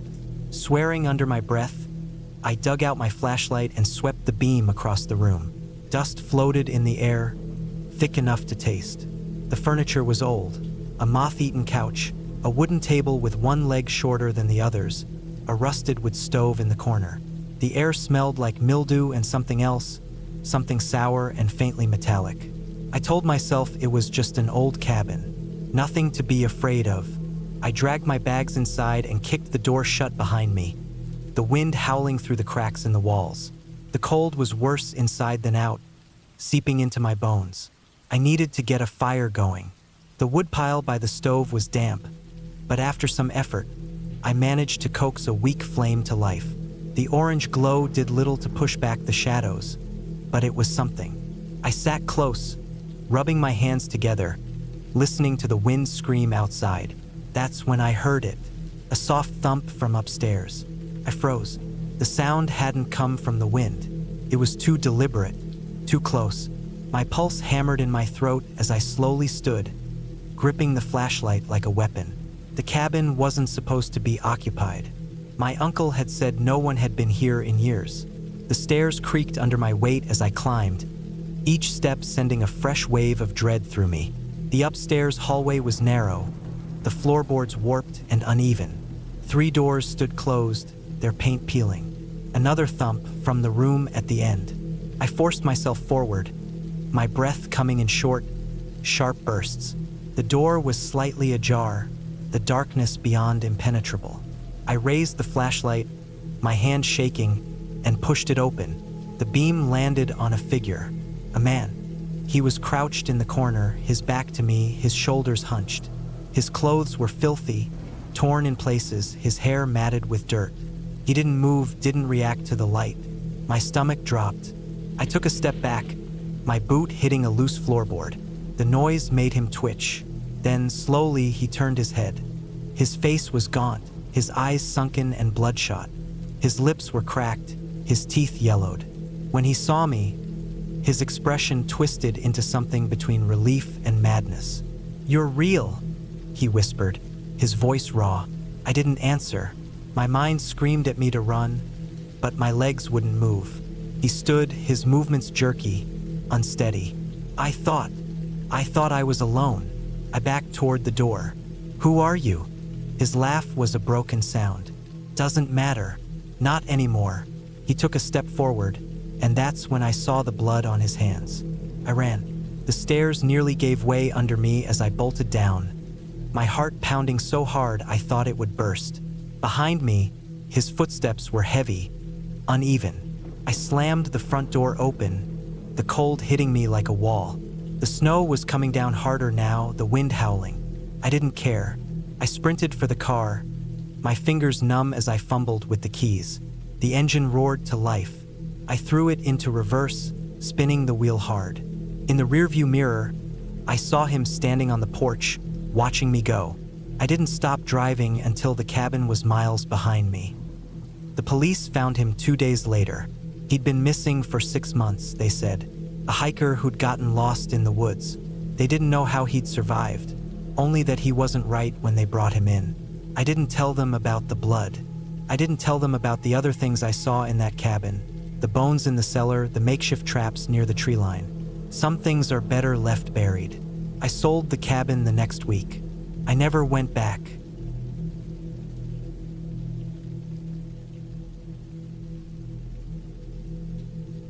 I never should have gone alone. I told myself it would be fine, that I'd done hikes like this before, that I needed the solitude. I should have known better. It was late October, and the leaves had turned brittle, carpeting the forest floor in red and brown. The trail I chose wasn't one of the popular ones. It was deeper into the wilderness, about an hour outside of town. I had read about it in an old hiking forum. They called it Wolf's Ridge, though there were no wolves in the area anymore. The trail had been around for decades but wasn't well maintained. That's what appealed to me. I wanted to be alone, to disconnect from everything for a bit. The drive out there was uneventful. The parking area was nothing more than a small gravel lot with a rusted sign marking the entrance. There were no other cars when I arrived. I stepped out and stretched, breathing in the crisp autumn air. It smelled like damp leaves and cold earth. Perfect. The trail started off easy enough, a narrow dirt path weaving through tall pines. The ground was dry, the leaves crunching under my boots. I took my time, stopping now and then to admire the silence. No traffic, no people, just the wind moving through the trees. A few miles in, the trail became rougher. Roots jutted out, rocks were scattered across the path, and in some places it narrowed to barely a foot wide. I had to watch my step. That's when I saw the first sign that something was off. About an hour into the hike, I noticed the lack of sound. The birds had stopped. The wind had died. It was the kind of silence that pressed down on you, made you feel watched. I stopped walking, listening for anything. A rustle, a chirp, even my own breath. Nothing. I shook it off and kept going. Maybe the birds had settled down. Maybe the wind had just shifted. No reason to be paranoid. The further I went, the stranger things felt. The trees were spaced farther apart, but their trunks were thick, old. Felt untouched, like people hadn't set foot here in years. I started seeing things out of the corner of my eye, quick, small movements. But every time I turned, there was nothing. Maybe a branch swaying or a shadow shifting, but nothing solid. Then I found the footprints. They weren't mine. They were old, pressed deep into the dirt, dried and cracked. The pattern looked like hiking boots, but the gait was off. The steps were uneven, some deeper than others, like the person had been limping or dragging a foot. I crouched down, running my fingers over the impressions. They had to be at least a few days old. I told myself it was nothing. Someone else had been here, maybe got injured, turned back. But there was something wrong about them. They weren't heading in the direction of the trail. They cut across it, veering off into the trees. I should have turned back right then, but I didn't. I kept going. The trail twisted uphill, becoming steeper, rockier. I had to grab onto tree trunks to pull myself up in some spots. My legs burned, and sweat slicked the back of my neck despite the cold. I told myself I'd turn around soon, just a little further. That's when I saw it. A cabin. It was half hidden by the trees, sitting in a small clearing just off the trail. I hadn't read about any structures out here. It wasn't marked on any map. The wood was gray with age, the roof sagging in the middle. The door was slightly open, just enough to see darkness inside. I stood there, staring, my heart hammering. There was no reason for a cabin to be here. The forest was protected land, no hunting, no camping. And yet, it looked lived in. The footprints I saw earlier, they were leading right to it. I stepped closer. I don't know why. Curiosity, maybe. Stupidity, probably. My boots crunched against the dead leaves, and that sound alone felt deafening in the silence. As I reached the edge of the clearing, I noticed something near the base of the cabin. Pile of bones. Not human. At least I didn't think so. They looked like deer or some other animal, scattered in a messy heap. Some were still connected by sinew, dark and dry. My breath came short and quick. I took a step back. Then I heard it. A rustling sound, coming from inside the cabin. Slow, deliberate movement. I turned and walked away, not ran. Running would mean panic, and panic meant mistakes. I walked, fast and steady, not looking back. The feeling of being watched grew stronger with every step. My skin crawled. I could hear the blood pounding in my ears. Then I heard footsteps behind me. Not an animal. Not a deer or a bear. Heavy, uneven, limping. I didn't turn around. I kept moving, focusing on the path ahead, careful not to trip. My hands were shaking. My breath was coming in gasps. The parking lot was still miles away. I kept going, kept moving. The footsteps followed. Sometimes they stopped. Sometimes they picked up again, always staying just far enough behind that I never saw anything when I dared to glance over my shoulder. When I finally saw my car through the trees, I nearly sobbed. The sun had dipped lower, casting long shadows across the ground. I didn't stop. I didn't slow down. I yanked the door open, threw myself inside, and locked it. I sat there, gripping the wheel, trying to catch my breath. The forest was silent. Nothing moved. Then, just before I turned the key in the ignition, I saw it. A figure standing at the edge of the trees. Not moving, just watching. I didn't try to see who or what it was. I didn't want to. I started the car and drove, dirt and gravel kicking up behind me. I never went back to Wolf's Ridge. I never told anyone about what happened. I deleted the hiking forum post from my bookmarks. Sometimes, though, late at night, I think about those footprints, the heavy, uneven steps, and I wonder if they ever left that forest.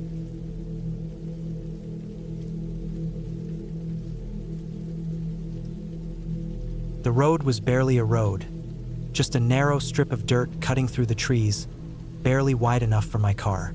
Branches scraped against the windows like fingernails, and the headlights barely pierced the thick darkness. The GPS had stopped working an hour ago, and now I was driving blind, just following the vague directions scrawled on a crumpled receipt from the gas station. Asterisk 10 miles past the old mill, take the left fork. Look for the red mailbox. Asterisk. There was no red mailbox, just trees, endless trees, their trunks black in the fading light. The air smelled damp, thick with the scent of pine and something else, something rotten. I almost turned back, but the thought of driving another 2 hours to the nearest motel kept me going. Besides, I'd already paid for the cabin. A week in the middle of nowhere, no cell service, no people, just quiet. That's what I'd wanted. I didn't realize how wrong I was until I saw the cabin. It wasn't the one from the pictures. The listing had shown a cozy little place with a stone chimney and a porch swing. This was a rotting wooden box, half sunk into the earth, its roof sagging like a tired spine. The windows were dark, the glass cracked in places. The front door hung slightly open, as if someone had left in a hurry. I sat in the car for a long time, engine running, staring at it. The wind moved through the trees, whispering. A branch snapped somewhere in the woods.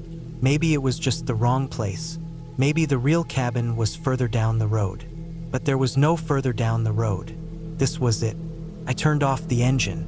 The silence rushed in, heavy and suffocating. No crickets, no birds, just the creak of the trees and the soft, wet sound of something moving in the underbrush. I grabbed my bag and stepped out. The ground was soft, sucking at my shoes. The air was colder here, biting through my jacket. I walked toward the cabin, each step feeling heavier than the last.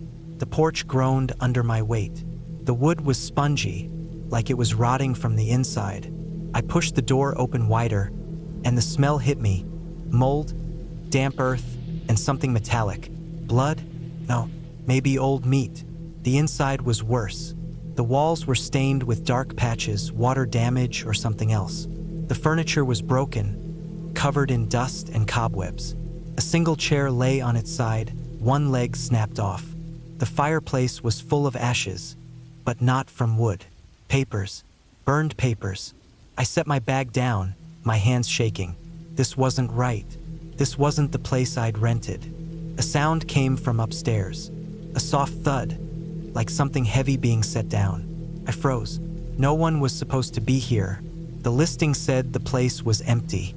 Another thud, then a slow, dragging sound, like something being pulled across the floor. My heart hammered against my ribs. I wasn't alone. I turned toward the door, but before I could move, a floorboard creaked upstairs. Then another. Footsteps, slow, deliberate, coming down. I ran. The door slammed behind me as I bolted for the car. My keys were still in my pocket, thank God. I fumbled with them, my fingers numb with fear. The engine roared to life, and I didn't look back as I spun the wheel, kicking up dirt and gravel. In the rearview mirror, just for a second, I saw it. A figure in the doorway, tall, thin, watching me leave. I didn't stop driving until the trees thinned and the road turned to pavement, until the first lights of the nearest town flickered in the distance. I never reported it. What would I say? That I'd rented a cabin and found someone already living there? That I'd run like a coward without even seeing their face? But sometimes, when I'm lying awake at night, I think about that place, about how the door had been open when I arrived, like it was waiting for me, and I wonder, if I'd stayed, would it have closed behind me? Would I have ever gotten out?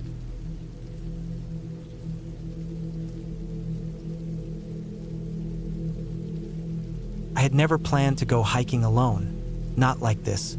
It was early October, and the air still had the edge of summer, warm and dry, but the leaves were beginning to turn, hints of red and yellow creeping up the trees in the foothills of the Sierra Nevada. I had always wanted to visit these mountains, to see them in person, so when my usual hiking buddy bailed out on me at the last minute, I figured, why not? It was a Friday, and I was tired of the office, tired of the endless drone of emails and meetings. A few hours on a trail alone might be just what I needed to clear my head. I packed light, just a day pack with water, a few snacks, my camera, and a map I'd printed out. I figured it would be a simple hike, one of those short but beautiful ones that offered a good view without requiring a ton of effort. I'd been hiking for years, so I wasn't worried. I didn't think anything would go wrong.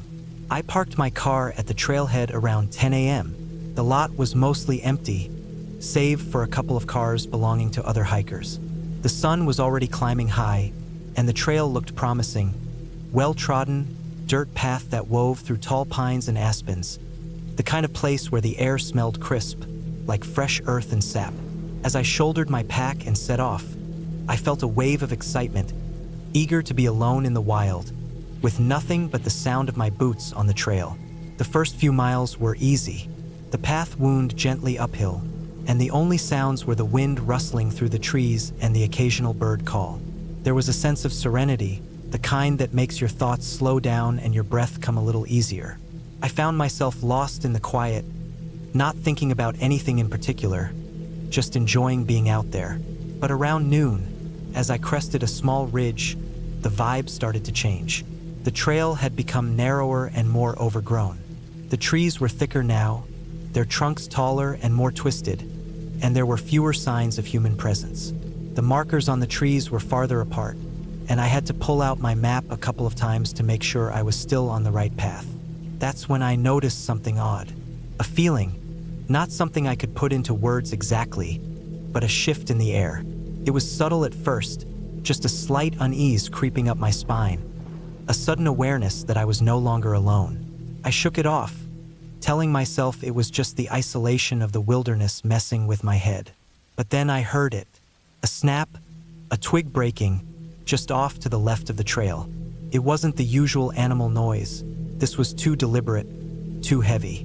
My first instinct was to turn and check, but I hesitated. What if it was just a deer or a bear? They were common enough up here. It was probably nothing. Still, I stood still for a moment, listening. Another snap. This time, I felt a tightening in my chest. The air seemed heavier, thicker. I was starting to second-guess myself, wondering if I'd made a mistake in hiking alone, especially so deep into the woods. I scanned the trees, but saw nothing, just shadows and the occasional rustle of leaves. After a few minutes, I decided to keep going. Maybe it was just an animal, but something lingered, an invisible weight pressing down on me. The next hour was tense, my senses heightened. I kept looking over my shoulder, half expecting to see something, but the forest remained quiet, save for the normal sounds of birds and wind. Then the trail began to descend. The trees thinned out, and I saw the edge of a small creek up ahead. I figured it would be a good place to take a break, refill my water bottle, and maybe eat a snack. I made my way toward it, the sound of the creek growing louder with each step. When I reached the water, I took off my pack and sat down, trying to calm myself. The creek was clear, its water sparkling in the afternoon light. I dipped my fingers in and splashed my face, trying to shake off the weird feeling that had been gnawing at me for the past couple of hours. I was just about to pull out my sandwich when I noticed something strange across the creek. A small, dark shape in the trees, standing still. It didn't move, but the way it was positioned made me uneasy. It was too still, too deliberate. I stared at it for a long moment, my heart rate picking up. It was hard to tell exactly what it was. Person? A pile of rocks? Some kind of trick of the light? I blinked a few times, rubbed my eyes, and when I looked back, the shape was gone. I swallowed hard. Maybe it had been a shadow. Maybe it was just the way the trees were lined up. But I couldn't shake the feeling that I'd seen something. And now, the air felt even heavier, thick with something I couldn't quite name. The forest was too quiet. No birds, no rustling leaves, nothing. I picked up my pack, my nerves on edge. The weird sensation of being watched had returned, and I couldn't shake it. Every footstep felt too loud, every sound too sharp. My breathing had quickened, but I forced myself to keep going. I decided to turn back, to head for the car. It felt like the right decision, even if it meant cutting the hike short. I wasn't exactly scared. I tried to tell myself it was all in my head, but something felt wrong. As I retraced my steps, the trail began to shift again. The overgrowth thickened, the trees closing in around me, and I realized that I hadn't seen a trail marker in a while. I pulled out the map once more, my fingers trembling slightly. The trail should have veered to the left at some point, but it was nowhere to be found. A sinking feeling settled in my stomach. I looked around, the trees seeming to press in on me from every side. The forest felt different now, darker and more oppressive. It was still early in the afternoon, but the shadows were long, the light dimming in a way that didn't feel natural. And again, I heard that noise. A snap of a twig, followed by a faint rustling. I stopped dead in my tracks. I had been hearing that sound for hours now, and it hadn't been my imagination. Whatever it was following me, slowly, steadily, keeping just out of sight. I was sure of it. Panic surged in my chest, but I fought it down. I had to stay calm. I couldn't let myself fall apart out here. Not in the middle of nowhere, not where no one could help me. I glanced over my shoulder again, but saw nothing. No movement, no figures, just trees and shadows. I started walking faster, my pace picking up, my steps more urgent. The sense of being followed grew stronger, the hairs on the back of my neck prickling. I was sure someone was out there, just beyond the trees, watching me. Then, as I rounded a bend in the trail, I spotted something ahead. A small clearing, a break in the trees. It looked like a good place to stop and catch my breath. I didn't want to keep rushing through the forest, not with the feeling that something was just behind me, always there. I made my way to the clearing, but as I stepped into it, I froze. There, in the center, was a small pile of rocks, arranged in a perfect circle. I took a step back, confusion and fear flooding over me. Who would leave something like that in the middle of nowhere? It wasn't natural. It was too deliberate. I turned, looking back at the trail, and for the first time, I felt the full weight of my isolation. There was no one here, no one but me and whatever was out there, hidden in the trees. I didn't wait any longer. My feet carried me forward without thinking, back to the trail and further up the mountain. I moved faster now, fueled by something primal, fear. My breathing was heavy, and I kept glancing over my shoulder, but there was nothing, just trees and silence. When I finally reached the parking lot, I was exhausted, drenched in sweat, but I didn't care. I didn't look back once as I grabbed my keys and jumped in the car. I sped off. The image of that strange rock circle still burned into my mind. I never did find out what I heard, or what had been following me. Maybe it was just my mind playing tricks, the isolation getting to me, or maybe it wasn't. But I knew one thing for sure. I wouldn't be hiking that trail alone again.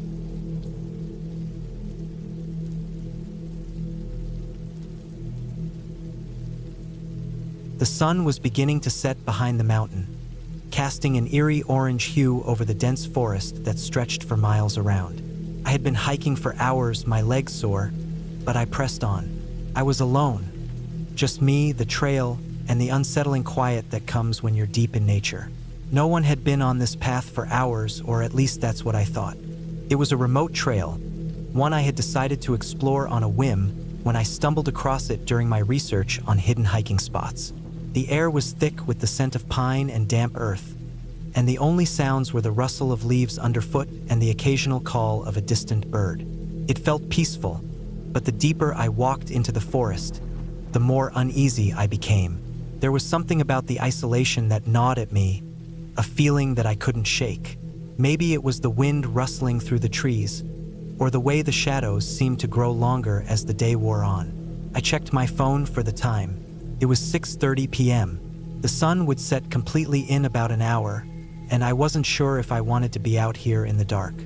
I had planned this hike for weeks, but I wasn't entirely sure how far along I was.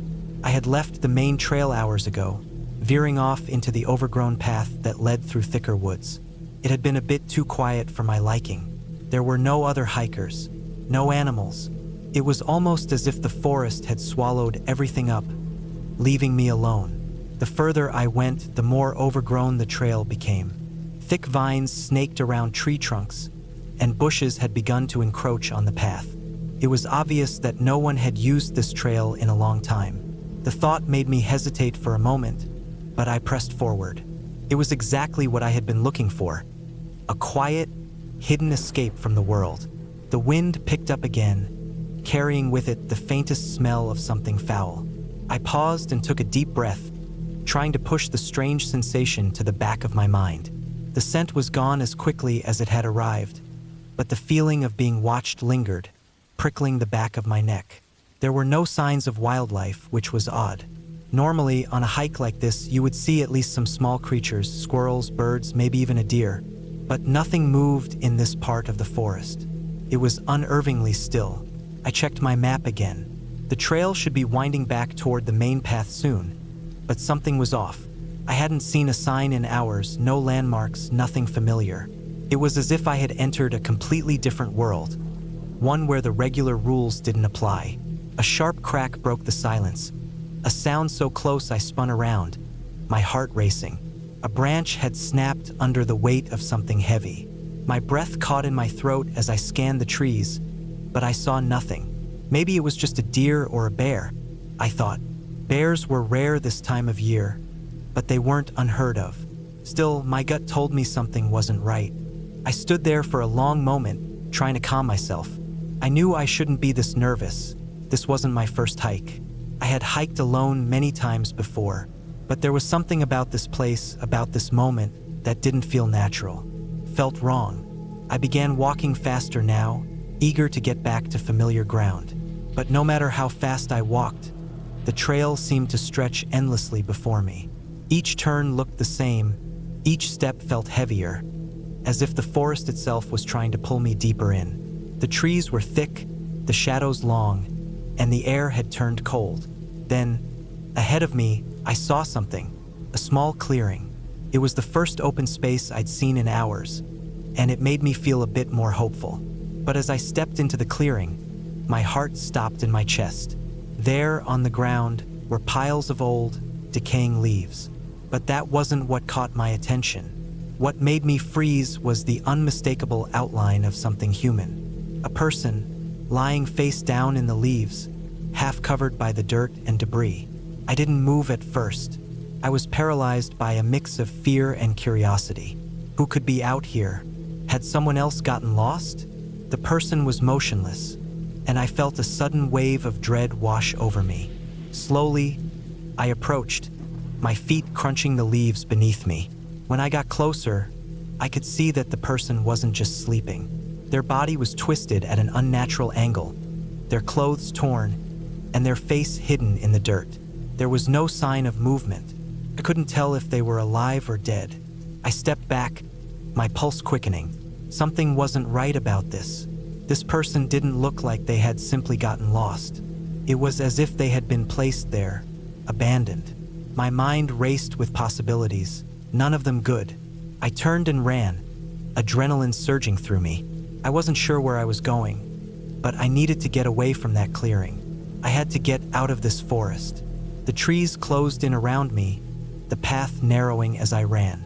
I could hear the sound of my breathing, too loud, too frantic. The air felt thick, oppressive. My legs burned, and my chest tightened. The forest was no longer a peaceful place. It felt like it was closing in on me. I ran for what felt like hours, but it could have been minutes. Time had lost meaning. The panic that had gripped me only intensified. My mind raced, looking for an explanation, a way out. Finally, I stumbled out of the trees into a wide, open space. A road. I didn't know where it led, but it didn't matter. It was civilization. I had made it out of the woods. I collapsed onto the road, gasping for air, my legs trembling. It was over. I was safe. But as I lay there, catching my breath, I realized something. There was no way anyone could have been out there in the forest for days, not without leaving some kind of sign. There were no tracks leading into the clearing, no broken branches. It was as if that person, if they had even been a person, had never existed at all. I looked back toward the woods, my heart still racing. The sun had set, and the trees were just silhouettes in the dark. I didn't know what had happened back there, what I had seen, but I knew one thing for sure. I was never going back to that trail again.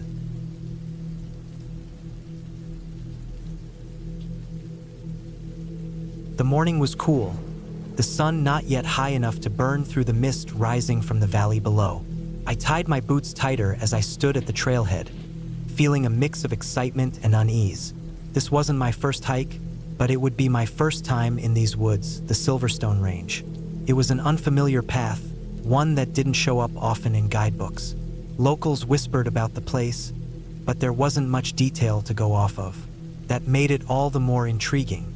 I was 29, fresh off a rough few months at work. A solo hiking trip was supposed to be my escape. No distractions, no noise, just me and nature. I had mapped out the route on my phone, and my pack was light, just the essentials. Water, snacks, a first aid kit, a compass, and my camera. I figured I'd take the hike easy, enjoy the views, maybe snap some photos for my blog. The first hour was peaceful. The trail wound through towering pines, their thick trunks stretching into the sky. Birds flitted through the branches, and the air smelled earthy, fresh. It was quiet, too quiet in a way, but in a calming sort of way. Every step felt like it was connecting me more deeply with the forest. The sort of quiet where you could hear your breath, the rustle of leaves beneath your feet, and the occasional snap of a branch somewhere off in the distance. But then, something changed. It wasn't a noticeable shift at first. I had been hiking for about 3 hours now, and the sunlight was breaking through the trees in patches, creating bright golden streaks across the forest floor. The path had narrowed, winding its way deeper into the trees. The feeling of isolation crept in, but that wasn't unusual. I had hiked alone before. I looked at my map on my phone. It was still clear. The next checkpoint was just a few miles ahead, nothing too crazy. But when I checked the time, I realized I had been walking longer than expected. The quiet had grown more intense. I couldn't hear the usual sounds of wildlife anymore. No birds, no rustling animals. The absence of sound was unnerving. The trees around me seemed to grow denser, their branches reaching out as if to close me in. I glanced behind me, but the trail seemed unchanged. The same narrow path, the same uneven rocks, the same thick underbrush. Nothing was out of place, but something inside me nagged at me, telling me I should turn back. I ignored it. I had a schedule to keep. As I pressed on, the trail became steeper. The ground underneath my boots grew loose and uneven. A few rocks shifted beneath my weight, sending pebbles skittering down the incline. I stopped for a break, taking a sip of water, looking around. The air was still, the trees silent. Then, I noticed something odd. A slight rustling came from behind me. It was subtle, almost like a soft footstep on dry leaves. I whipped around, but there was nothing, just the thick forest, stretching out in every direction. The wind had died down entirely. I shrugged it off as my imagination playing tricks on me. But then it happened again. This time, closer. I couldn't explain it. It was too quiet for it to be a person or an animal. The noise was wrong. It didn't belong. I strained my ears, trying to pinpoint where it was coming from. Behind me? To the side? But there was nothing. Not even a hint of movement in the trees. I started to move again, faster now. The air felt colder, and the woods seemed darker, even though the sun was still high. I couldn't shake the feeling that I was being watched. As I ascended further, the landscape began to change. The trees were more twisted, their bark rougher, as if the forest was growing older, more jagged. The ground was rockier, and the trail started to climb in sharp, uneven steps. It was hard to tell how much time had passed when I reached what appeared to be a clearing. But something felt wrong. It didn't feel like a place where people normally went. The rocks surrounding the clearing were unusually smooth, almost polished, and there were strange, shallow indentations in the dirt, like something had dragged itself across the ground. I stood at the edge, looking out across the clearing. The wind picked up slightly, carrying the scent of pine and earth, but it wasn't enough to calm my nerves. I didn't like how everything felt so empty, so still. Suddenly, I heard it, a loud snap, a twig breaking. I spun around, heart pounding, but saw nothing. No movement, no shadows shifting. But the air had gotten colder, heavier, as though the entire forest was holding its breath. I decided then that I would head back. My instincts screamed that something wasn't right, that I had wandered too far from the main trail. I pulled out my map again, only to find the screen glitching. It flickered, then went blank. My stomach dropped. I checked the battery, full. The map was just gone. I turned it on and off, hoping it was just a technical glitch, but it remained blank. I put it back in my pack and glanced around. That's when I noticed something. The trees on the edge of the clearing seemed to be spaced out differently now. The pattern was off. It was subtle, but I could see it clearly. The trees were arranged in a way that seemed unnatural. I don't know why it bothered me so much, but it felt as though they were closing in on me, getting closer. I began walking back, trying to keep my composure. The path seemed different now. The terrain was rougher. I hadn't noticed it before, but the air had grown unnaturally cold, and the trees were taller now, blocking out the light. The shadows between them were thick, like they were swallowing everything up. Then I heard it again, the rustling. It was no longer subtle. I looked to my left. Nothing. The trees stood silent, but the noise was unmistakable. It was moving closer, but it was too quiet, too controlled. Something was following me. I broke into a run, pushing myself harder than I ever had before, adrenaline surging through my body. I stumbled over roots and rocks, barely staying upright. The sound was still there, right behind me, closing in with each step. The clearing wasn't far now. If I could just get to the open space, maybe I could see what was chasing me. I burst out of the forest and into the clearing, gasping for air, my legs burning from the sprint. I turned to look behind me, but there was nothing. The forest was silent again, too silent. I stood there for a few minutes, listening, watching. No footsteps, no movement. The shadows were stretching longer now, the evening creeping in faster than I expected. I waited for what felt like an eternity, then decided to make my way back to the main trail, keeping my pace steady, heart still racing. Every now and then, I would glance over my shoulder, expecting to see something lurking in the trees, but there was nothing. When I finally reached the trailhead, the sun had nearly set. I was exhausted, my nerves frayed, but I made it. I took one last look at the forest behind me. The trees stood still, as if nothing had happened. The feeling of being watched, of something just out of sight, was gone. I didn't get the answers I was hoping for on that hike. I never learned what made that rustling noise, or why everything felt so wrong in that part of the woods. But I knew one thing for certain: I wouldn't be going back. I drove home in silence, not saying a word. It felt good to be out of there, away from the quiet, the strange feeling that had gnawed at me all day. I didn't even bother to tell anyone about the trip. Maybe they wouldn't believe me. Maybe I wouldn't believe myself either.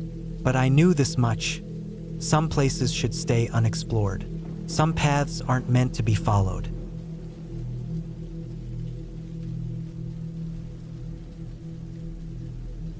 The sun had barely risen, casting a soft golden glow over the thick canopy of trees as I set out. My boots crunched the dry leaves underfoot as I adjusted the straps of my backpack, which felt heavier than usual today. Maybe it was because of the extra gear I'd packed. A couple of energy bars, my camera, a first aid kit, and of course, plenty of water. The weather was supposed to be perfect. A crisp autumn day with a slight breeze, just chilly enough to keep the sweat at bay, but warm enough to keep my spirits up. I had planned this hike for weeks. There was this remote trail in the Allegheny National Forest that I'd read about online, just north of Pittsburgh, near the edge of the state park. The trail was marked as moderate, with some rough patches, but nothing too crazy. It seemed like the perfect weekend trip. Not too long, but enough to give me a break from the bustle of life. At the trailhead, the forest stood silent. The sound of rustling leaves in the wind filled the air. I paused for a moment, taking a deep breath of the fresh, pine-scented air. I'd driven for 2 hours to get here. The GPS had been spotty on the way in, which had made me a little nervous, but I figured it was nothing to worry about. As soon as I reached the parking area, the isolation set in. There wasn't another car in sight. It was just me, the trees, and the path ahead. The first few miles of the hike were easy, almost boring. The trail twisted and turned, and the sunlight danced on the forest floor through gaps in the branches. Birds sang overhead, and the occasional squirrel darted between trees. I kept a steady pace, my mind wandering as I walked. I'd been working so much lately, and this hike was supposed to be a way to clear my head. I remember thinking how peaceful it all felt, like I was part of something bigger. The sounds of the city, the stress of my job, the emails that never stopped coming. Everything was miles away. Here, all I had to worry about was putting one foot in front of the other. It was the perfect kind of silence. But as the trail started to wind up into the hills, things began to change. The trees thickened, the path became less defined, and the air grew colder. I pulled on my jacket and tightened my pack. It was subtle at first, just a slight feeling of unease. I tried to brush it off. Maybe it was the quiet, or maybe it was the fact that I hadn't seen another soul since I'd started. The trail, which had been well marked at the beginning, was starting to look more like an old animal path. The dirt beneath my boots was uneven, and I had to step over rocks and fallen branches. I had checked the map before leaving, so I knew I was on the right track, but now I couldn't help but feel like something was off. At one point, the trail forked. There was a sign pointing to the left that read Waterfall View, and another trail that led off to the right with no marker at all. I'd planned on reaching the waterfall, but something about the unmarked path called to me. It was as if the forest itself was asking me to take that turn. Against my better judgment, I went right. The further I went, the more the forest changed. The trees grew taller, their trunks gnarled and twisted like something out of a nightmare. The wind picked up, howling through the branches, and the quiet seemed to deepen, leaving me with an eerie sense of solitude. I paused for a moment, checking my phone. No signal. Not that I needed it, I thought. I wasn't lost. Not yet, at least. I continued down the trail, now nearly invisible under the dense underbrush. It wasn't long before I noticed something strange. The ground was softer here, and the air was more damp. My boots sunk slightly with each step, and the smell of wet earth filled my nose. It was as if the trail had crossed into another world, one that was older and untouched by time. Then I saw it. Through the trees, I spotted a small, dilapidated shack. It wasn't on the map, and there were no signs to indicate it should be here. My heart raced a little and I stopped. The door was hanging off its hinges, and the windows were dark and shattered. It looked abandoned, with vines crawling up its decaying walls. I should have turned back. I should have ignored the temptation to investigate, but my curiosity got the better of me. I approached the shack slowly, my footsteps muffled by the thick carpet of moss that covered the ground. When I reached the door, I hesitated. The air around the shack felt wrong, heavy, thick, but I pushed through it and stepped inside. The floor creaked under my weight as I moved deeper into the dark room. The inside was sparse, just a few rotting wooden beams and scattered debris. A faint, musty smell hung in the air. My eyes adjusted to the dim light coming through the cracks in the walls. There was nothing of real interest here, nothing that screamed danger. Yet, I felt it, that gnawing feeling in the pit of my stomach. Something wasn't right. As I turned to leave, I heard a noise behind me. It was soft, barely audible, like the rustling of cloth. I froze. My heart thudded in my chest, and I strained my ears to listen. Nothing. Maybe it was just the wind or an animal, I told myself. But the longer I stood there, the more unsettled I became. I stepped back outside, the cold air hitting me like a slap to the face. Felt good, a bit of a relief. I looked around, trying to find the trail again. But now everything looked different. The trees were closer together, their trunks knotted and twisted. The path had disappeared. I walked in circles for a while, trying to retrace my steps, but nothing seemed familiar. The forest felt like it had swallowed me up, pulling me deeper into its ancient heart. The sense of isolation grew stronger, and with it, the fear. It wasn't just the fear of being lost. It was the fear of something else, something watching me, following me. Panic began to set in. I had no idea where I was anymore. My legs were starting to ache from walking through thick underbrush, and I realized I'd been off the trail for what felt like hours. My mind raced with possibilities. Had I taken a wrong turn somewhere? Was I even in the same forest anymore? The map was useless. My phone had no signal, and there was no one around for miles. Just as I was about to give in to despair, I heard it. A distant sound, barely audible over the rustling of the trees. A voice, muffled, like someone was calling out.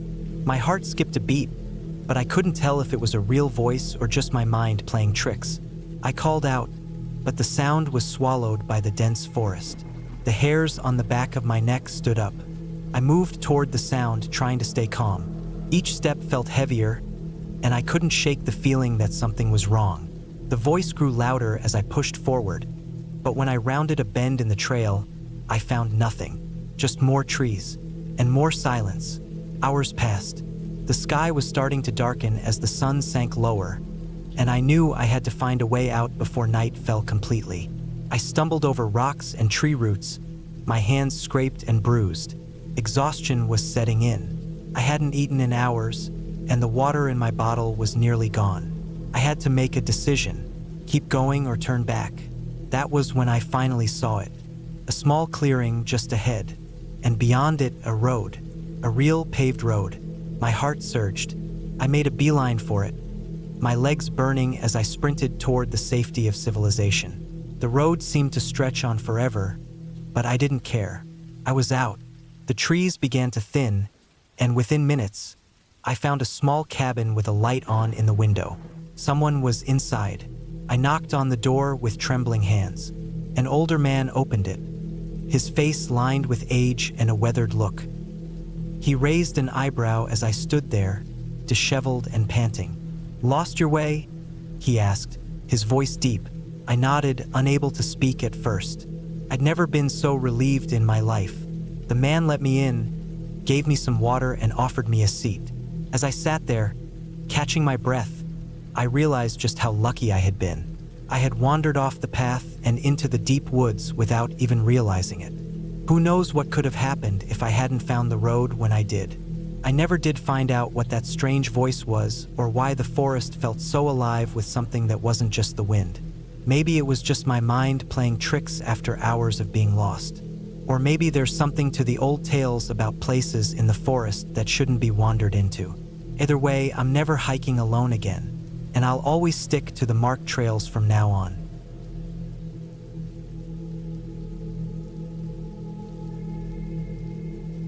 I had been preparing for months, maybe even longer. The idea of hiking solo had always appealed to me in an odd way.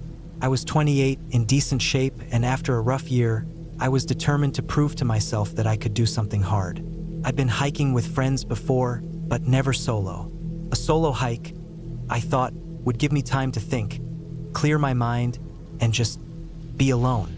No distractions, no noise, just me and the wild. The Appalachian Trail was the obvious choice. It wasn't too far from my home in Asheville, North Carolina, but it was remote enough that I wouldn't be bumping into other people every few minutes. The section I picked, an isolated stretch about 6 miles from a small town near the border of Tennessee, seemed perfect for my first solo trip. I'd hiked it a few times with a group, but something about doing it alone felt like it would be different. I packed light, just the essentials. My tent, sleeping bag, a few days worth of food, water, and my old, trusted hiking boots. There was no specific goal other than to get to the overlook at the end of the trail, camp for the night, and then come back the next morning. The weather forecast was clear. Perfect hiking weather, really. But as I set out that morning, something in the air felt off, although I couldn't quite put my finger on why. I hit the trail at 7:30 a.m., the morning sun still low in the sky, casting long shadows along the path.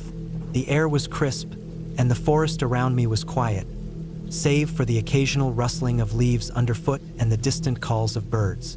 At first, everything was fine. Too fine, maybe. The kind of fine that feels almost too perfect. There were no other hikers on the trail, and the silence was almost deafening. About an hour into the hike, I started to notice that the usual sounds of the forest seemed muffled. The birds had stopped calling, and even the wind seemed to have settled. The only noise came from my footsteps and the soft swish of my backpack as I moved along the trail. I figured it was just my imagination, a side effect of being out in nature alone. But still, something about it felt off. By the time I reached a small creek crossing around noon, I was beginning to feel the isolation. Not in a peaceful way, but in a way that felt unsettling, like I was being watched, though I knew that was ridiculous. I sat for a while by the creek, drinking some water and eating a granola bar. It was quiet, too quiet. I thought maybe a hiker or two would pass by soon, but no one did. I decided to push forward. The trail ahead steepened, and as I climbed, the trees thickened, their branches intertwining to block out much of the sunlight. The shadows grew deeper. I reached a section of the path that I didn't remember from my past hikes. The way was narrow, with thick underbrush on either side, and the ground was uneven, making each step a careful placement. I slowed my pace, paying more attention to the trail, but soon I felt the hairs on the back of my neck stand up. It wasn't the typical feeling of being watched, but more like something was wrong with the air itself. The temperature seemed to drop without warning, and the forest, which had been so still, now seemed to hum with a strange tension. I pressed on, convincing myself it was nothing more than fatigue. But then I heard it, a faint sound that cut through the stillness, a snap of a twig. I froze. There were no other hikers, no animals that could have made that sound, at least not that loud. My heart rate sped up, and I scanned the trees around me. There was nothing. The trail behind me was empty, and ahead, nothing but more forest. I chalked it up to my imagination again, but my unease was growing. Every few minutes, I felt the need to glance over my shoulder. The feeling of being followed, though not in a physical sense, was becoming overwhelming. I hadn't seen anyone on the trail all day, but the idea that someone or something was out there, watching, had taken root in my mind. At around 3 p.m., I came across a small clearing, a perfect spot for a camp. I set up my tent, making sure to find a spot with good drainage, away from the creek. The sun was still shining, but the air felt heavier now, like a storm was coming, though the forecast didn't predict one. I ate a light dinner, just some freeze-dried pasta, and sat down outside my tent, hoping to relax and maybe shake off the growing anxiety. As I sat there, I thought I heard movement behind me, just on the edge of the trees. But when I turned, I saw nothing. I tried to push the thought out of my mind. It was probably just a deer or something, I told myself.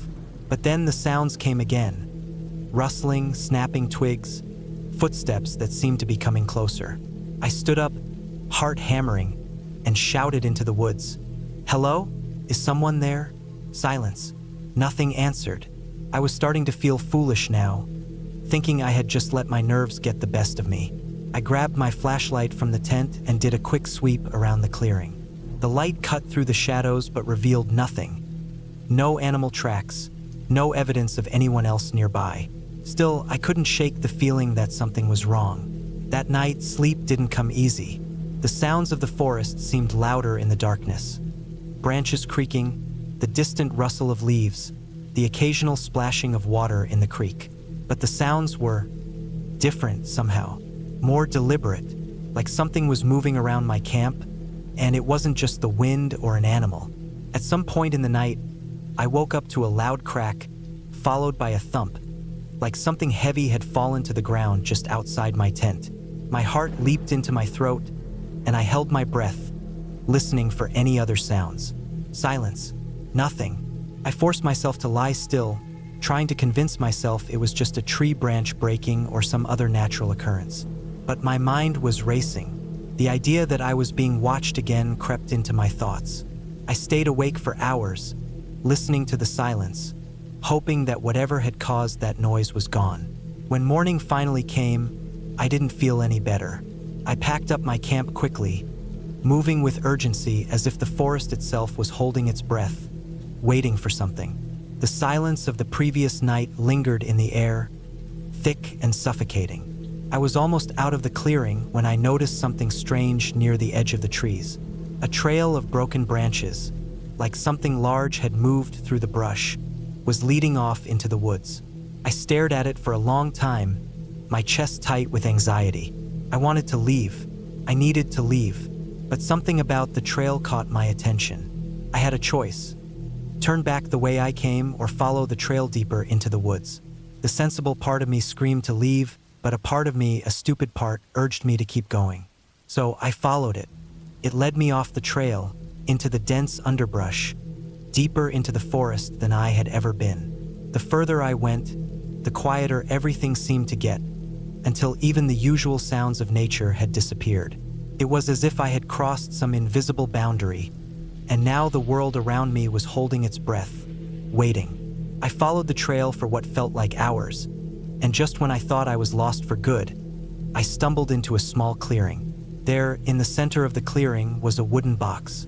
It was old, weathered, and half buried under dirt and leaves, but it was clearly a box, like something someone had left behind. With a mix of curiosity and dread, I approached it. My hands shook as I brushed off the dirt and opened it. Inside, there were just a few items: a worn-out map, a broken compass, and a small handwritten note. I unfolded the note, and what it said made my blood run cold. If you find this, leave the trail. Do not look back. It's watching you. I closed the box, my mind spinning. I couldn't understand what was happening, but it didn't matter. I had to get out of here. Now, I turned around, but the path I had taken was gone. The forest had closed in behind me, and I was no longer sure which direction I had come from. Panic set in. I could feel the weight of the forest pressing in on me, suffocating me. I knew the only thing to do was to get back to the trail. I had to find my way out.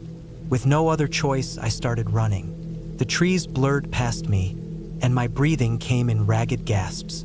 I didn't know how long I ran, but eventually, I saw a familiar landmark, the creek I had crossed earlier. I made my way back toward the trail, heart pounding in my chest.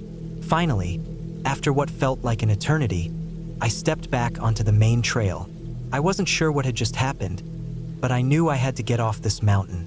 I hiked the remaining miles as quickly as I could, not stopping until I reached the trailhead, where the sound of cars and people gave me a sense of relief I hadn't felt in days. I made it back to my car, safe and sound, but with no answers. What had I experienced out there?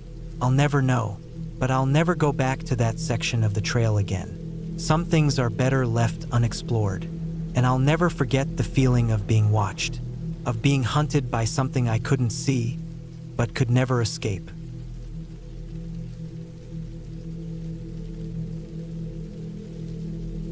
The hike started early in the morning, just before sunrise. The air was crisp, a little colder than I expected, but nothing unbearable. The plan was simple: a 2-day solo trip up through the dense forest of Montana's Bob Marshall Wilderness.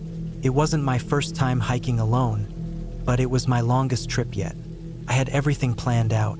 My pack was loaded with food, water, a sleeping bag, and a small tent. A knife, a first aid kit, and a map were in easy reach. My GPS worked, though I always relied more on my compass. I made sure to tell my brother my route, just in case, though I wasn't expecting any trouble. The first few hours were peaceful. Birds chirped in the trees, the scent of pine filled the air, and the morning sun filtered through the thick canopy overhead.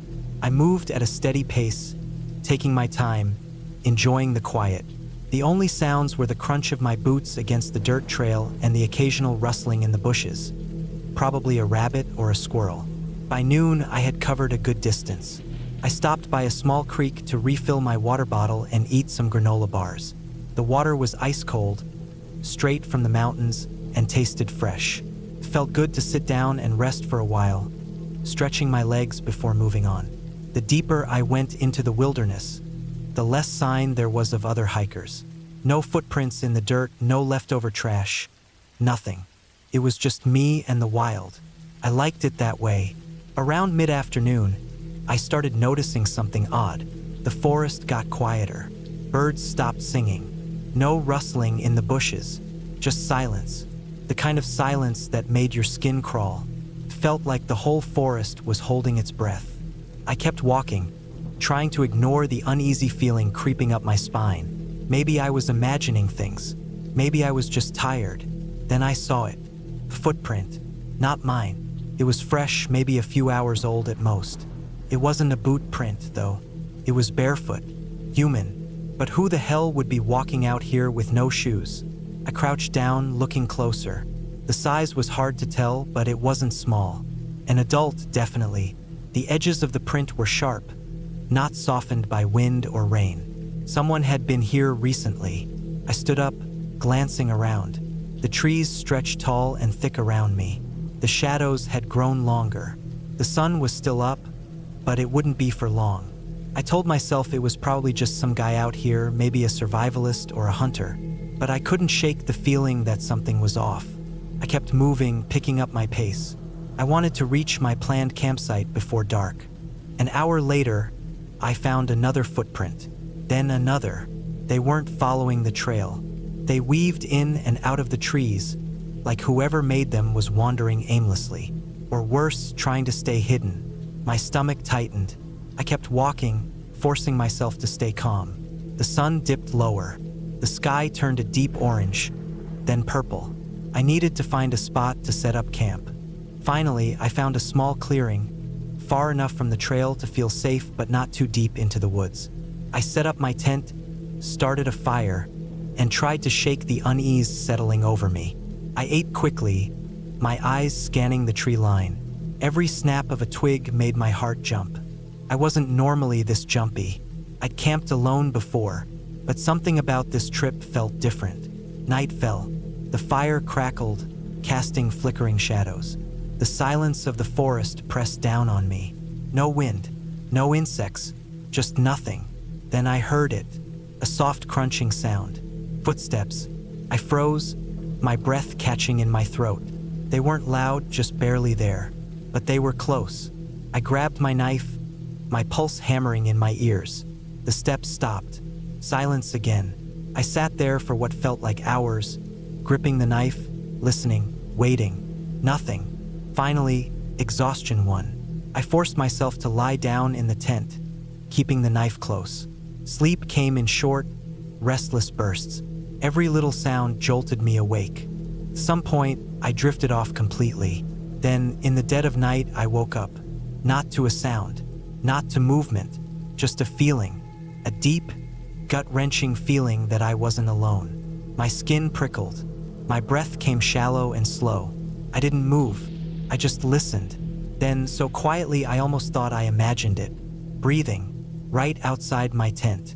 Not animal breathing. Not the quick, sharp sounds of a deer or a raccoon. Human, slow, deep. My fingers tightened around the knife. My body stayed perfectly still. The breathing stopped. I waited. Seconds felt like hours. Then a soft drag, like fingers running across the fabric of my tent. I stopped breathing. My whole body locked up. Then nothing. Silence. I stayed awake the rest of the night, my heart pounding so hard I thought it might burst. As soon as the first light touched the trees, I was out of that tent, packing up in record time. I didn't bother eating. I just grabbed my pack and started moving. Fast. I didn't stop. Didn't look back. I was miles away when I finally let myself rest. My legs burned. My lungs ached. But I was far from that campsite. Far from whatever had been there with me. When I finally got back to civilization, I told my brother about the footprints, about the breathing, about the feeling of being watched. He looked at me, face pale, and said, "You weren't the first." I frowned. "What do you mean?" He pulled up an old news article on his phone. Disappearances. Hikers vanishing without a trace in that same part of the wilderness. No bodies. No signs of struggle. Just gone. I never went back.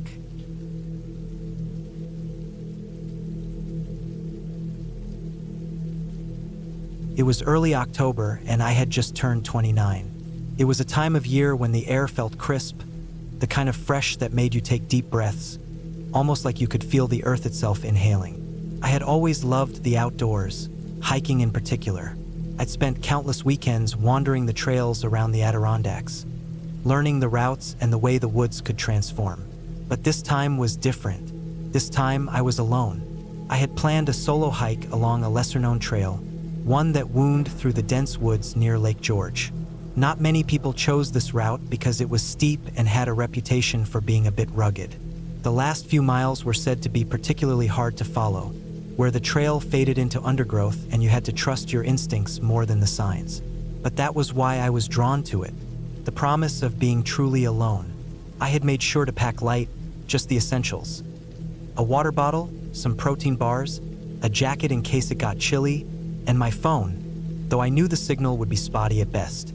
As I drove up from the city, the early morning light made everything seem peaceful. The kind of serenity that made you forget how quickly things could go wrong in nature. By the time I reached the trailhead, it was around 9 a.m. The parking lot was empty, which wasn't surprising. Most people opted for the more popular routes, and this trail had a reputation for being too difficult. That suited me just fine. I didn't mind being alone. In fact, I preferred it. My backpack felt light as I threw it over my shoulders and began walking. The first few miles were easy enough, the ground was flat and even, and the trees were tall and welcoming. It felt peaceful, the kind of silence that made you think you could hear every little rustle of the leaves. The trail slowly began to get steeper, and the terrain became more uneven. I had to be careful where I stepped, making sure not to twist an ankle on the loose rocks or tangled roots. The air, while still fresh, began to feel cooler as I climbed higher. My breath came a little harder, but it felt good, like my body was waking up, working. I was about an hour into the hike when the first sign of something strange happened. I didn't notice it at first, but as I rounded a bend in the trail, I saw something in the distance, a flicker of movement in the trees. I stopped in my tracks, scanning the woods, but there was nothing. I felt a chill run through me, though I couldn't say why. It was just a glimpse, a flash of something that didn't belong. I told myself it was probably an animal, a deer or a squirrel, something simple. I had seen plenty of wildlife in these woods before, but something about it didn't sit right with me. It was as if whatever I saw was trying to stay hidden. I shrugged it off and kept going. After all, I was alone. If I started getting scared now, I might as well turn back. The next few miles were harder, but nothing too extreme. The trail became narrower, and there were sections where I had to climb over rocks and tree limbs. The further I went, the more the woods felt different. Not in a supernatural way, but in a way that made my senses sharpen. The silence was heavier, like the woods themselves were holding their breath.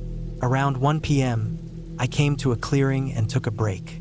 I pulled out a protein bar, sat on a fallen log, and drank some water. I checked my phone, but as expected, there was no signal. The clearing had a peaceful quality to it, a quiet that felt almost sacred. I sat there for a while, just listening to the wind rustling the leaves. That's when I heard it, a faint sound in the distance.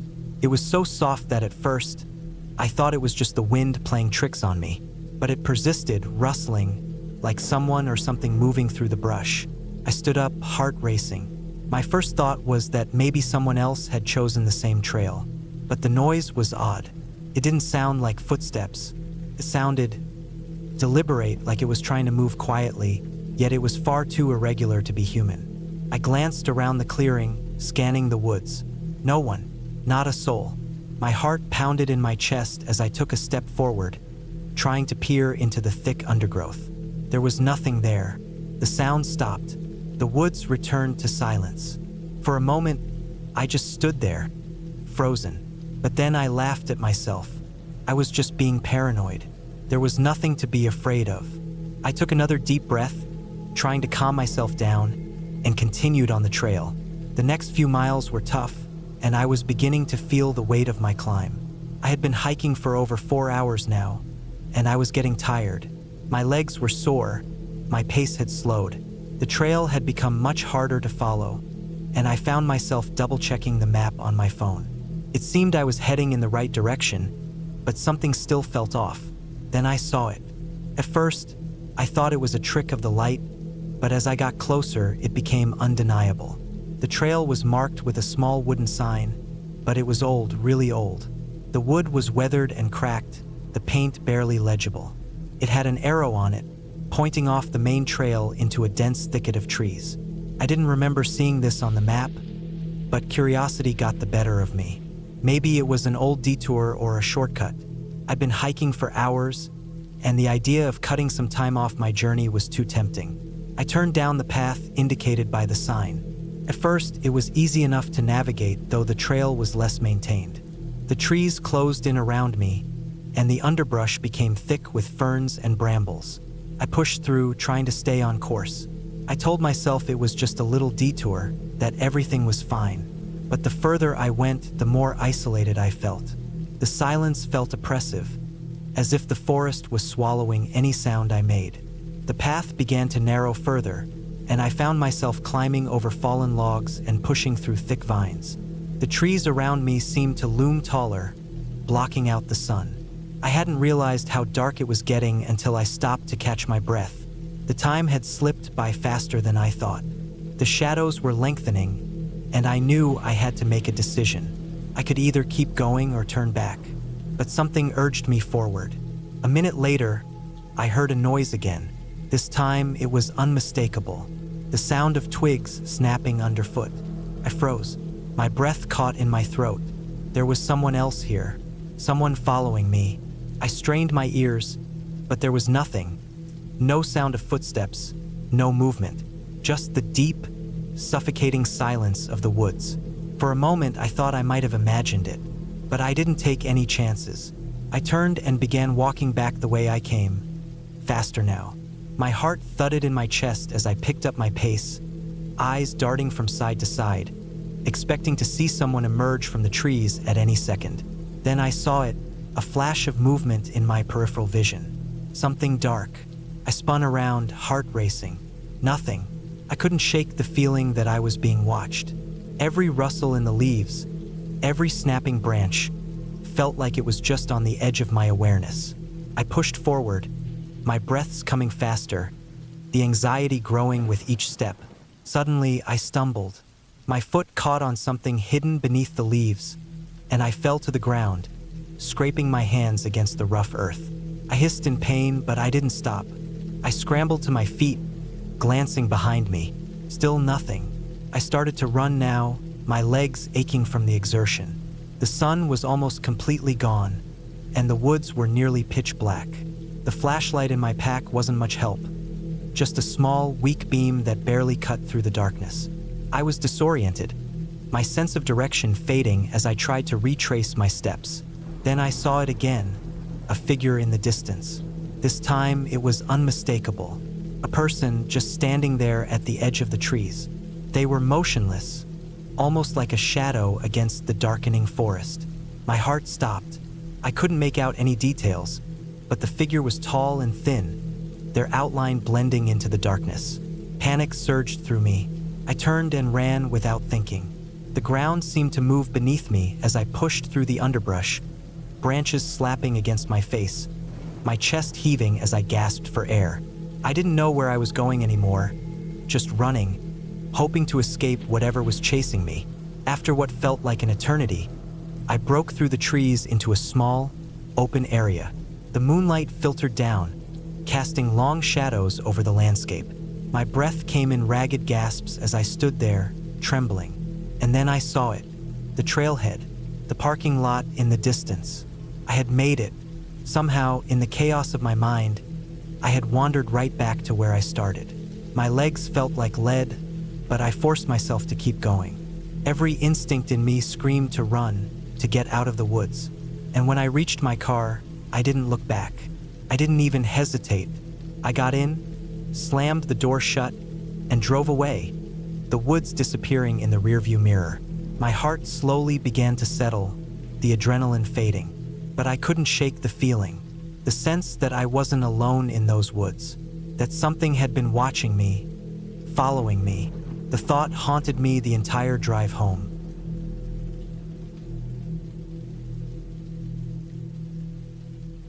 I always loved hiking alone.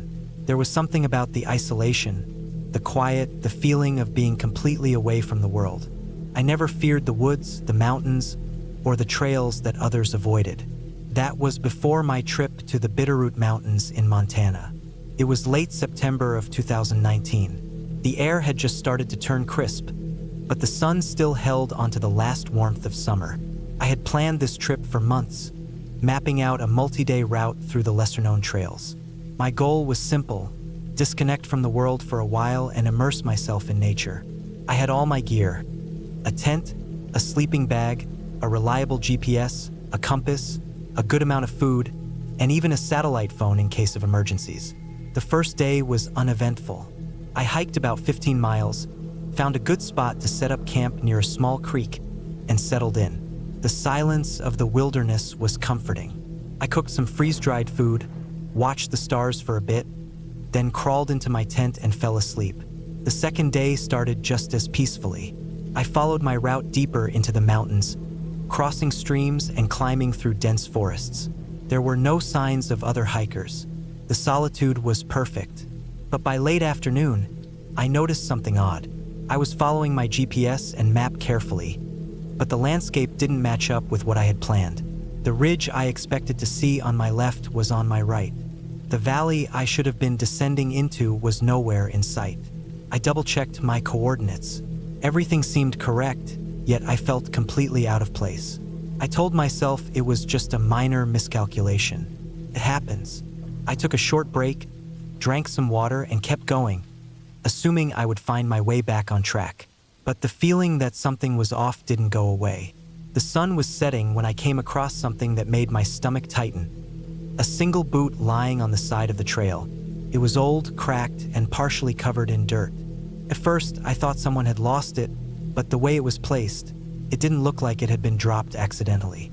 It looked like it had been put there. I didn't touch it. Instead, I moved on, faster than before, hoping to find a good spot to set up camp before nightfall. I didn't want to be walking in the dark. About half a mile later, I found a clearing, set up my tent, and forced myself to eat, though my appetite was gone. That night, I barely slept. Every sound outside the tent made my heart race. Twigs snapping, leaves rustling. It could have been just the wind or small animals, but my mind wouldn't let it go. The next morning, I packed up quickly and decided to change my route, aiming for a shorter path back to my car. I wasn't about to let paranoia ruin my trip, but I also wasn't going to ignore my gut. As I walked, I kept noticing small things that made me uneasy. A rusted canteen hanging from a tree branch, a torn piece of fabric caught on a bush, and footprints. Not my own, but fresh ones. They were human, deep, and headed in the same direction I was going. I felt watched. By early afternoon, I reached a narrow canyon I had planned to cross. My GPS confirmed I was where I needed to be, but when I looked down into the canyon, something made me stop. A backpack. It was sitting at the bottom of the canyon, torn open, its contents scattered. It wasn't mine. It looked relatively new, but it had been there long enough to be partially buried by dirt and leaves. I scanned the area, my heart pounding. There was no sign of a person, no sign of what might have happened. I didn't go down to check it. Something told me to keep moving, to get out of there as quickly as possible. That was when I heard it. A whistle, high-pitched, distant, but unmistakable. I froze. My breath caught in my throat. The sound echoed through the trees, but I couldn't tell where it was coming from. It wasn't the wind. It was deliberate. It happened again, closer this time. I grabbed my bear spray and my knife. I wasn't taking any chances. Without thinking, I started moving faster, almost jogging. The trail wound through dense trees, and every shadow felt like a threat. My instincts screamed at me to run, but I forced myself to stay calm. Then I saw it. A figure standing about 50 yards ahead on the trail. Tall, thin, unmoving, dressed in dark clothing. I stopped dead in my tracks. The figure didn't move, didn't call out, just stood there, watching me. I took a step back. The figure tilted its head slightly, like it was studying me. Then it took a step forward. That was it. I turned and ran. I ran harder than I ever had in my life, branches cutting my arms, rocks nearly making me trip. I didn't stop, didn't look back. The trail blurred beneath my feet as I sprinted downhill. I didn't hear footsteps chasing me, but I didn't dare slow down. I ran for what felt like hours before I finally reached a familiar landmark, a small wooden bridge crossing a creek. I knew my car was only a couple of miles away. I didn't stop until I reached it. I threw my pack into the back, locked the doors, and started the engine with shaking hands. As I pulled onto the dirt road leading away from the trailhead, I dared one last glance into the trees. Nothing. I don't know who or what I saw that day. I never reported it. I never told anyone until now, but I haven't hiked alone since.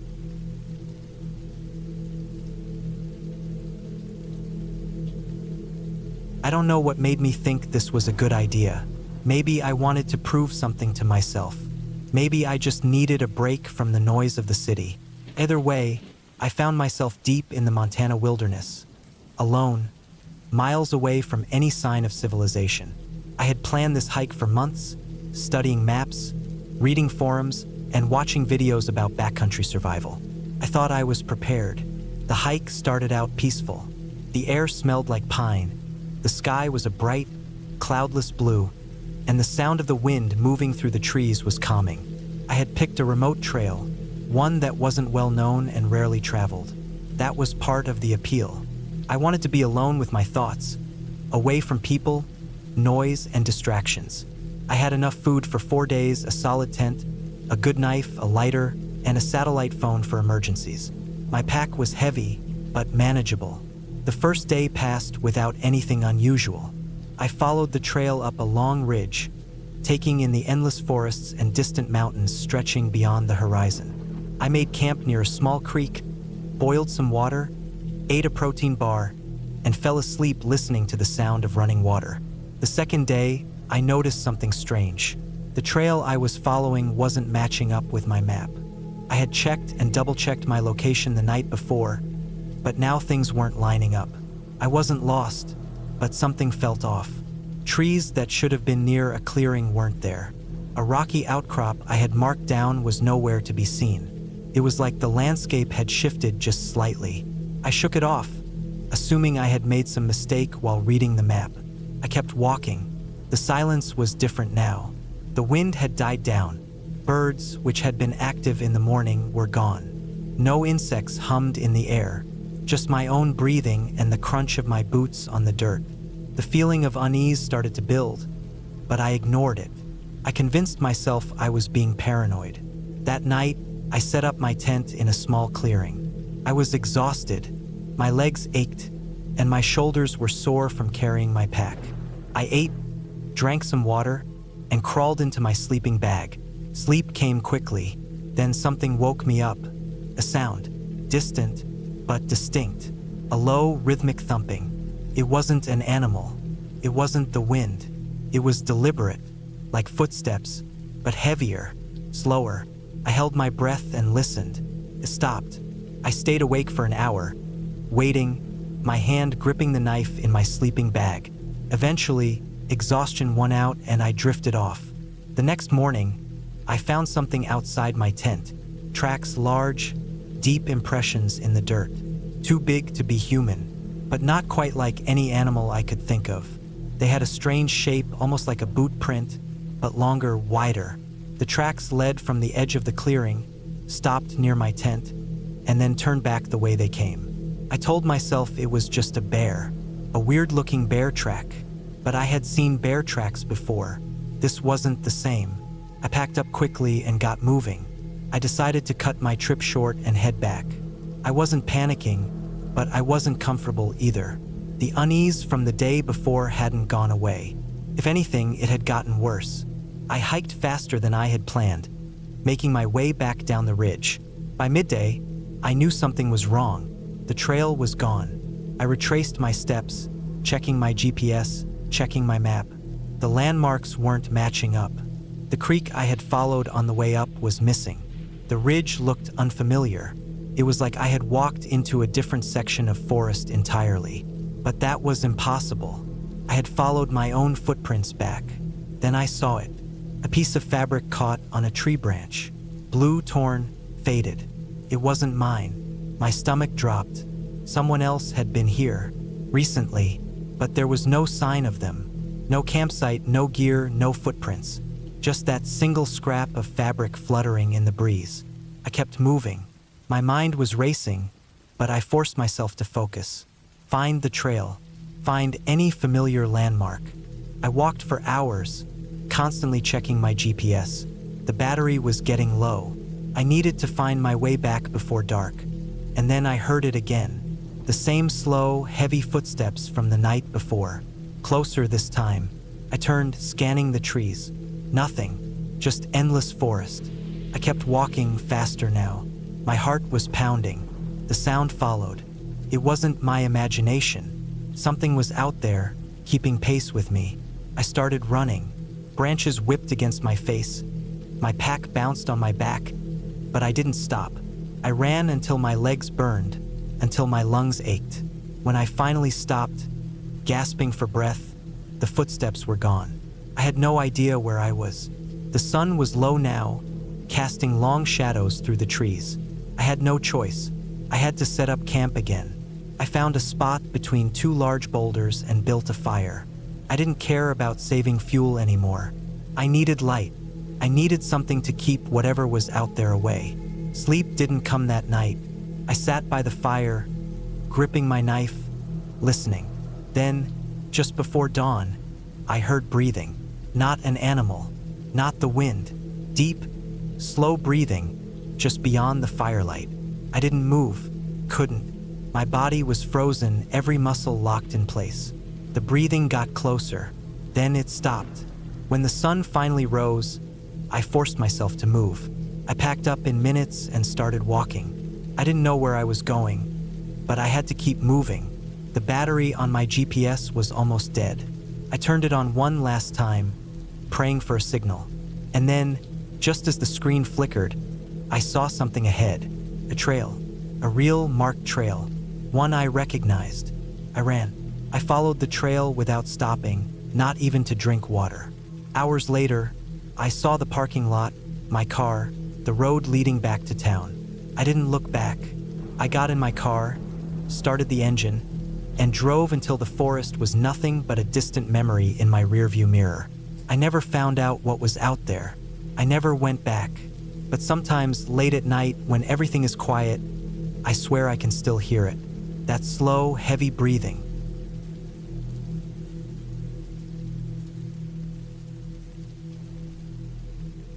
It was late September, and the crisp mountain air filled my lungs with a refreshing chill as I tightened my boots. The forest around me was quiet except for the occasional rustling of leaves stirred by the wind.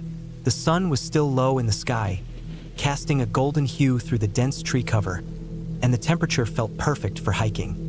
I'd been dreaming about this trip for weeks, hoping it would offer a peaceful break from the noise of everyday life.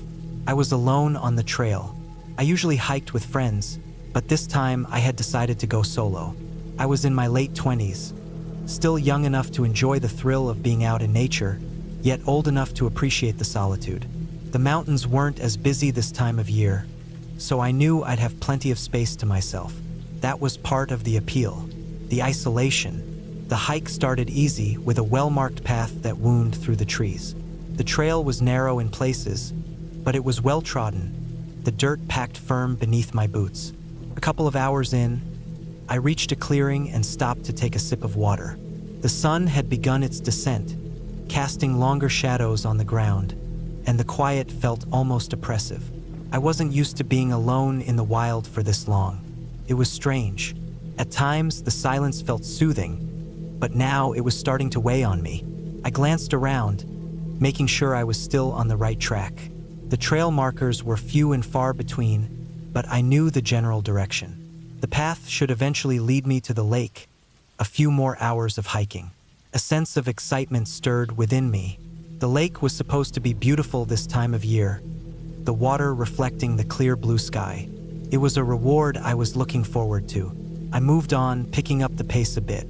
The forest thickened around me as the trail climbed, and soon the path became steeper, more uneven.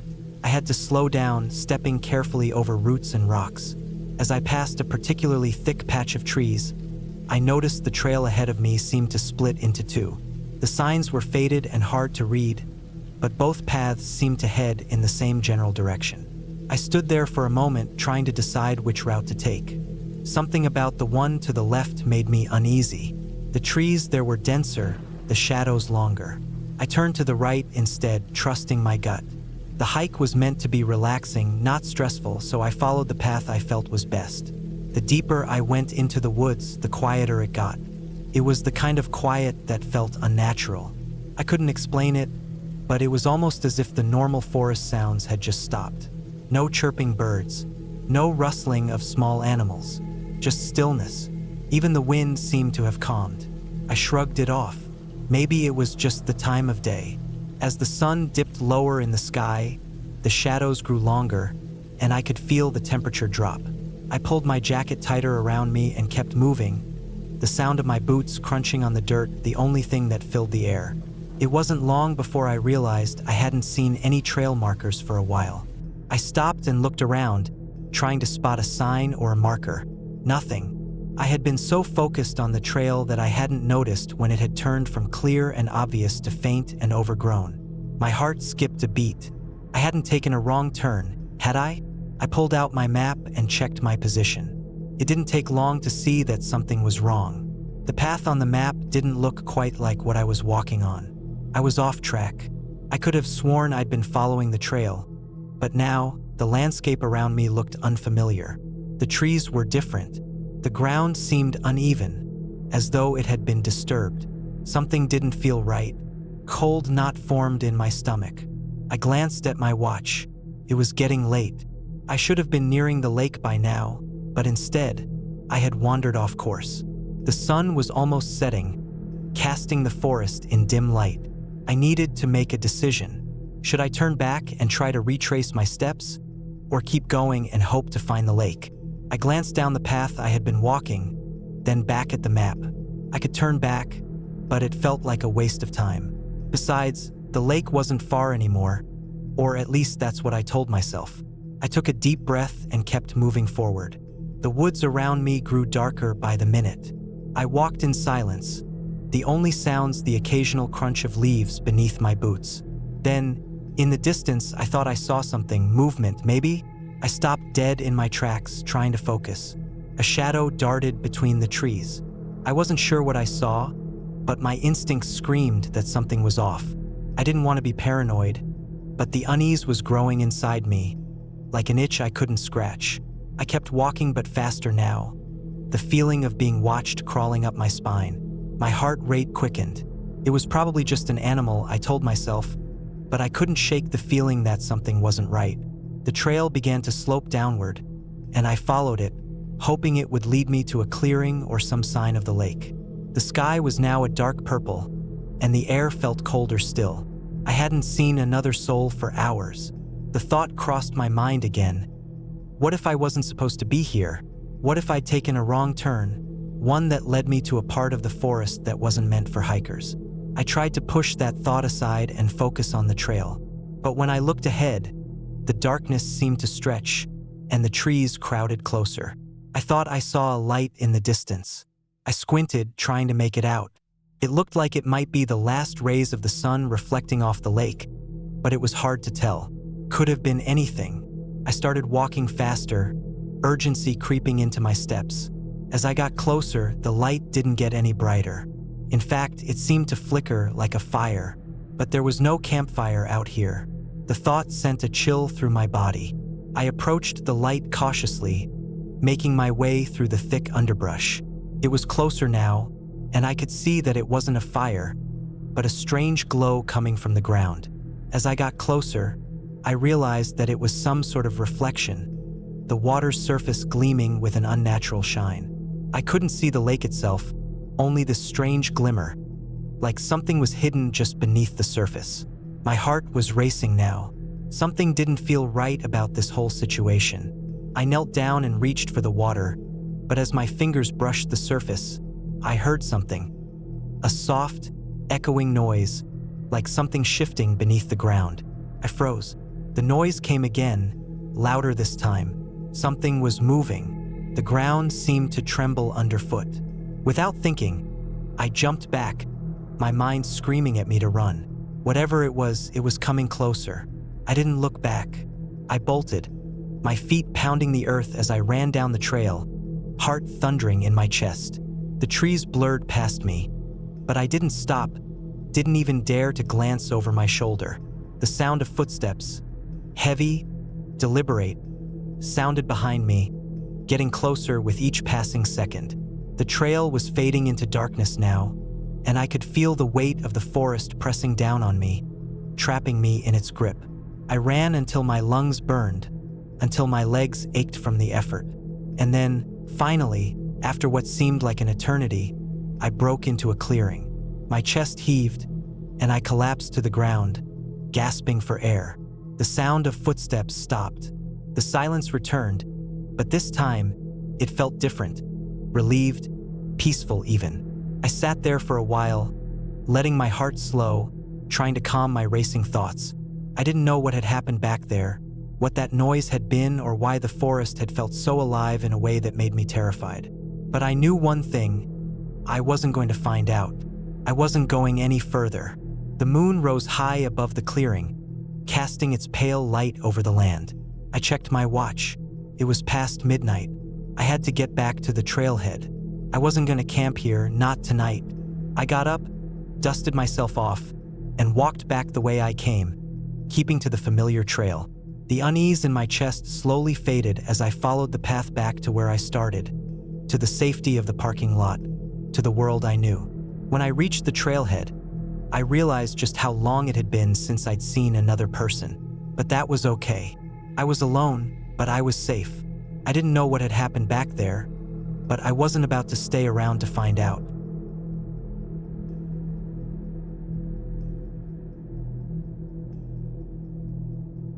I've always loved hiking alone. Something about being out in the middle of nowhere with nothing but my thoughts and the sound of the wind through the trees is calming. It's like hitting a reset button on life. No phone buzzing, no traffic, no deadlines. Just me, the trail, and miles of untouched land. That's why I planned a solo hiking trip in northern Montana, near Glacier National Park. It was late September, the perfect time, right before the snow started rolling in, but after the summer crowds had died down. The air was crisp, the trees were shedding their colors, and I figured I'd have the whole stretch of trail to myself. I parked my truck at the trailhead around noon. I'd picked a lesser-known route, one that wound up into the mountains and cut through dense forest before looping back down toward a river. About 20 miles total. The plan was to camp overnight, then hike back the next day. The first few miles were peaceful.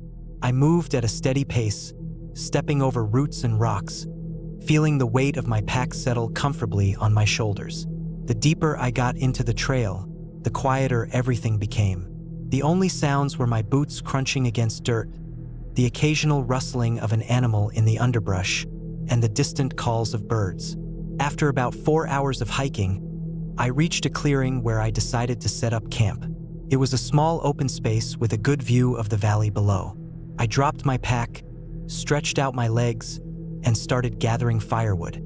I built a small fire, made myself some dehydrated food, and watched the sky darken as the sun dipped behind the mountains. By the time night fully settled in, the temperature had dropped significantly. The fire crackled, casting long shadows on the trees. I leaned back against a rock, staring into the flames, enjoying the solitude. Then I heard something. It was faint at first, just a soft crunch in the distance. Probably a deer, I told myself. But then I heard another and another. Slow, deliberate steps, moving through the trees, just beyond the reach of the firelight. I froze, listening. The steps stopped. I scanned the darkness, but I couldn't see anything past the flickering glow of the fire. My breath came slow and steady, but my body was tense. I had bear spray in my pack, along with a hunting knife, but I didn't reach for either. Not yet. After a few minutes of silence, I convinced myself it was just my imagination. Sound carries weirdly in the woods at night. Maybe it was just the wind knocking something loose, or an animal that had since moved on. I crawled into my tent, zipped it up tight, and tried to sleep. I woke up in the middle of the night to a noise I couldn't ignore. It was close, too close, just outside my tent. I held my breath, heart hammering. The sound was unmistakable now. Slow, careful steps, circling my campsite. Leaves rustling, a twig snapping under weight. My mind raced. A bear? No, bears don't move like that. They don't creep. This was something on two legs. A human. My stomach twisted. I reached slowly for my knife, gripping it tight, trying to stay as still as possible. The footsteps stopped again, right outside my tent. I could hear breathing, soft, controlled, almost measured. Then, after what felt like an eternity, the steps moved away. I didn't sleep for the rest of the night. I just lay there, knife in hand, waiting, listening. The sounds never came back, but the unease stayed. To first light, I packed up quickly. I was supposed to continue the loop, but screw that. I was heading back the way I came. Something about this didn't sit right. Maybe it was just some backcountry hunter passing through. But why would they sneak around someone's tent in the middle of the night? I moved fast, covering miles at a near jog. My adrenaline was still high, my nerves shot. I kept checking over my shoulder, scanning the trees, half expecting to see someone watching me. Then I found the footprints. They weren't mine. They were fresh, slightly deeper than mine, and they followed my trail from the night before. Someone had been following me, and then, a few feet ahead, something worse, a spot where the footprints stopped for a long time, right next to where my tent had been. My stomach dropped. Whoever it was had been standing there, just standing, watching me sleep. I kept moving faster now. Every sound made my skin crawl. Every shift in the trees made me snap my head around. I felt hunted. By the time I reached my truck, I was soaked in sweat despite the cold air. I threw my pack into the back seat, locked the doors, and sat there for a second, trying to slow my breathing. My hands were shaking. As I turned the key in the ignition, I glanced in my rearview mirror, half expecting to see someone step out of the trees. Nothing. I drove out of there fast, my eyes darting to the mirrors the whole way. I don't hike alone anymore.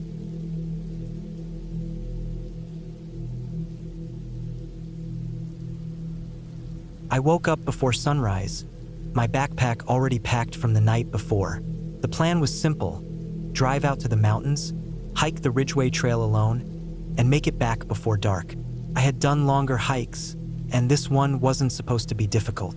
Just a long, winding path through the wilderness, surrounded by nothing but trees, rock formations, and the occasional deer if I was lucky.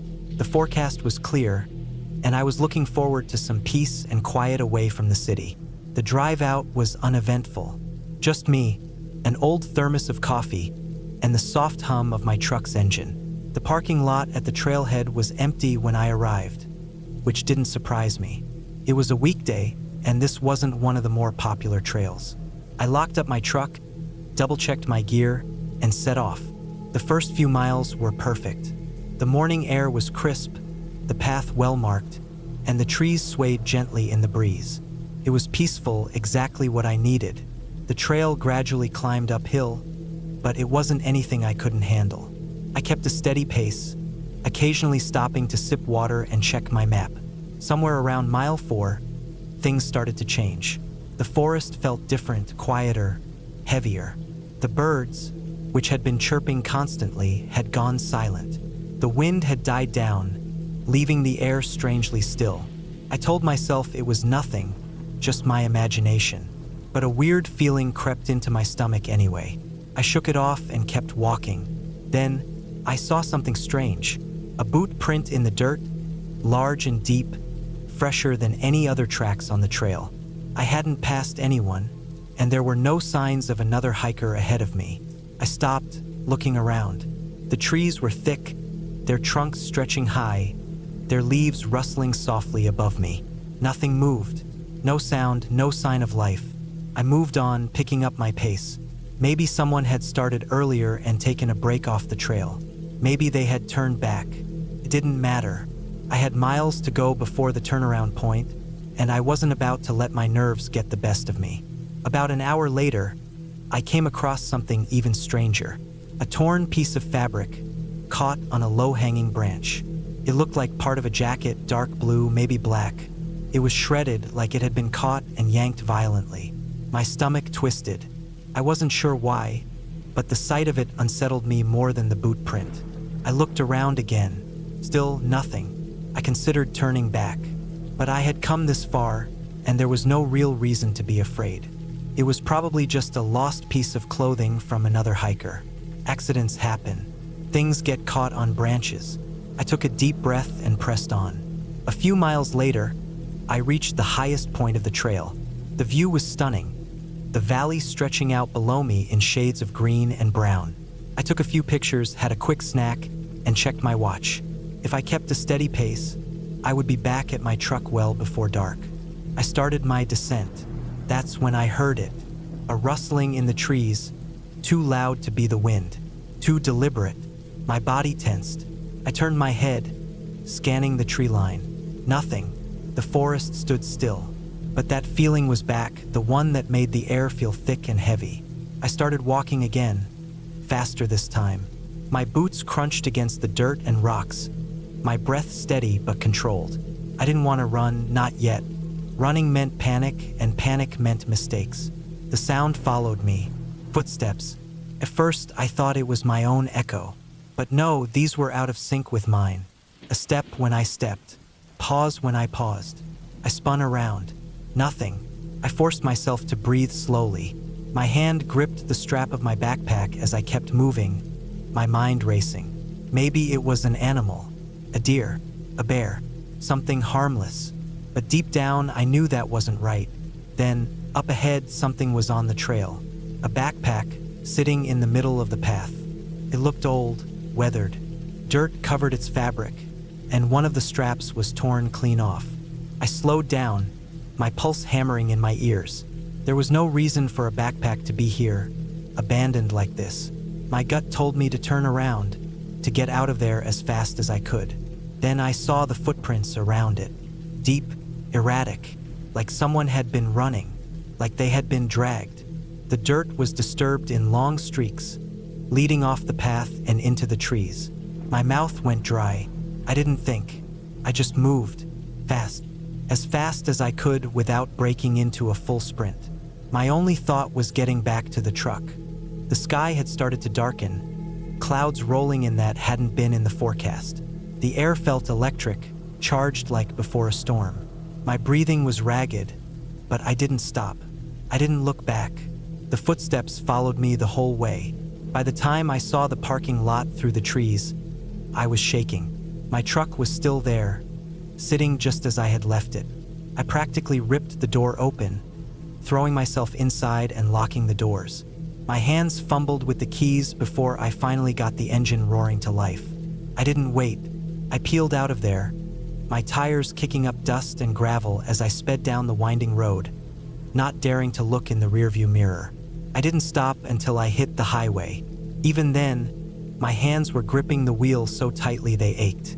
I never found out what happened. No reports of missing hikers. No news about strange occurrences in the area. Just an empty stretch of trail leading deep into the woods. But I know what I heard. I know what I saw, and I'm never hiking alone again.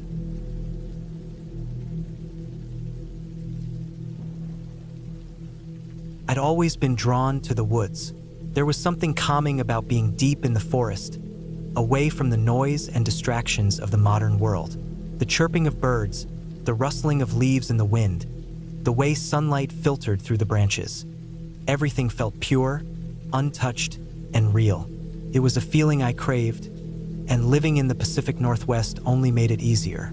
The mountains here were wild and raw, with trails that twisted and turned through thick forests and over rugged ridges. I'd hiked them all, or at least most of them, over the years. That was how I found myself standing at the edge of a trail on a crisp October morning, ready to hike a lesser-known path in the Olympic National Forest. The sun had just risen, casting an orange glow over the peaks that loomed in the distance.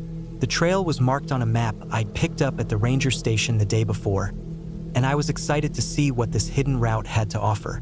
I was alone, which wasn't unusual for me. Some people found solace in the company of others, but I liked the quiet, the solitude. I was 29, an office worker by day, but an adventurer whenever I could be. The constant pressure of deadlines and responsibilities could wear you down, and I'd learned that the best way to reset my mind was to get away from it all and reconnect with nature. The trailhead was located at the edge of a small parking lot surrounded by tall pines. There were no other cars around, no sign of any other hikers. I liked it that way, no distractions, no interruptions, just me and the forest. The first part of the trail was easy. It wound through a thick canopy of trees, their branches arching overhead to form a natural tunnel. The air smelled earthy, fresh with the scent of pine and damp soil. The ground was soft underfoot, the leaves crunching with each step. As I moved deeper into the woods, the sounds of the world outside began to fade. It was just me and the rhythm of my footsteps, the sound of the occasional bird call, and the wind whispering through the leaves. The trail started to rise slowly, and the forest began to change. The trees grew taller, their trunks thick with age, and the underbrush became more dense. Ferns and moss clung to everything, giving the place a strange, almost mystical quality. I felt like I was walking through an ancient world, untouched by time. It was peaceful, almost too peaceful. About an hour into the hike, I noticed something strange. The trail I was following had started to get more rugged, the path narrowing as the trees grew closer together. It wasn't difficult to follow, but it wasn't exactly well maintained either. The further I went, the less the trail felt like it belonged to a well-traveled path, and more like something that nature was slowly reclaiming. The trees seemed closer, their branches interwoven above me, blocking out more of the sunlight. The forest around me felt thicker, denser, as if I was entering a different world altogether. At some point, I came across an old wooden marker, barely visible under a tangle of vines. It was weathered and worn, but I could still make out the faint outline of an arrow pointing further into the forest. I hesitated for a moment, but my curiosity got the best of me. I'd hiked many remote trails before, and they always held a sense of mystery that I enjoyed unraveling. I pushed forward. The trail continued, but I was starting to feel uneasy. It wasn't a strong feeling, but something in the air had changed. It was as if the forest was holding its breath, waiting for something. The silence around me had become heavier, deeper. I paused for a moment, listening to the quiet. Felt wrong. There was no sound of wildlife anymore. No birds, no rustling of small animals in the underbrush. It was as if the forest itself had gone still. I shook off the feeling, telling myself it was just my imagination. After all, I'd hiked in remote places before, and it was normal for the sounds of nature to change. But the air felt colder now, and I noticed the shadows in the forest seemed longer, stretching farther than they should have.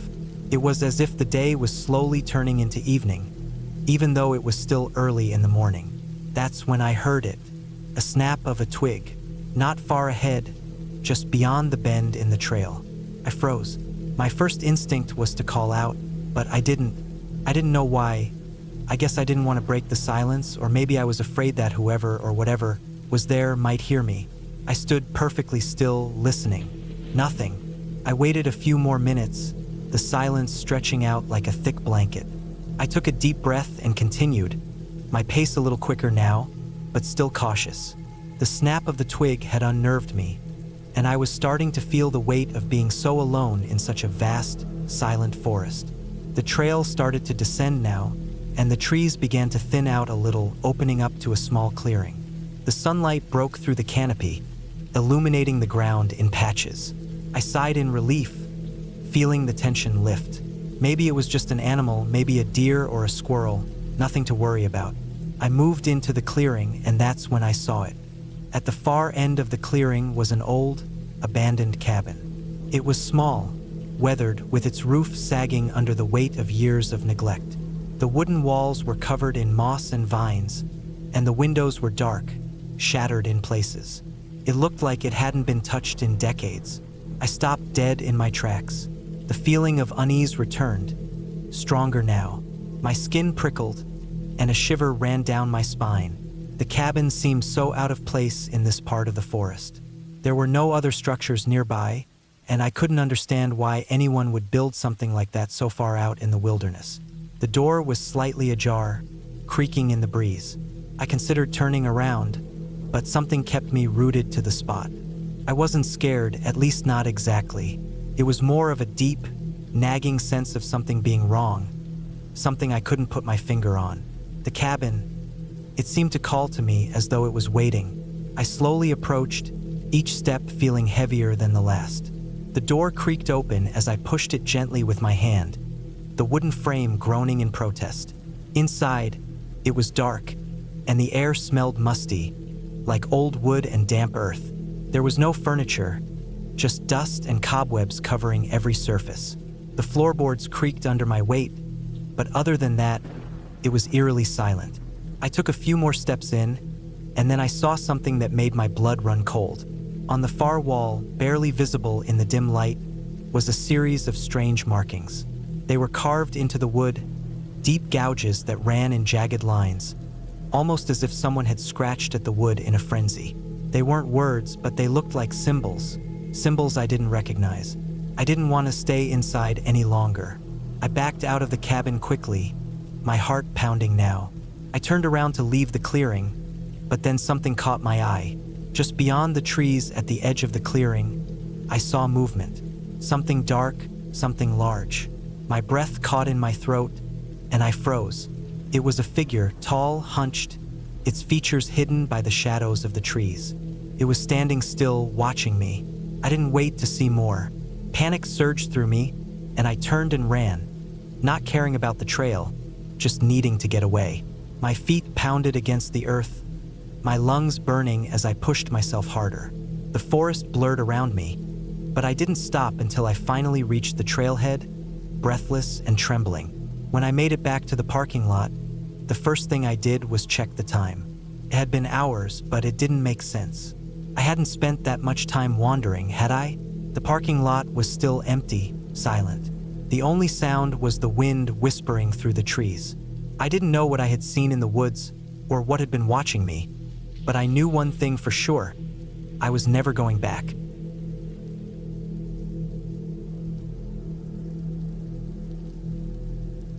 It was the kind of morning you don't expect in late September. Clear, crisp air hanging low over the trees, a subtle chill that made my breath visible in the early hours.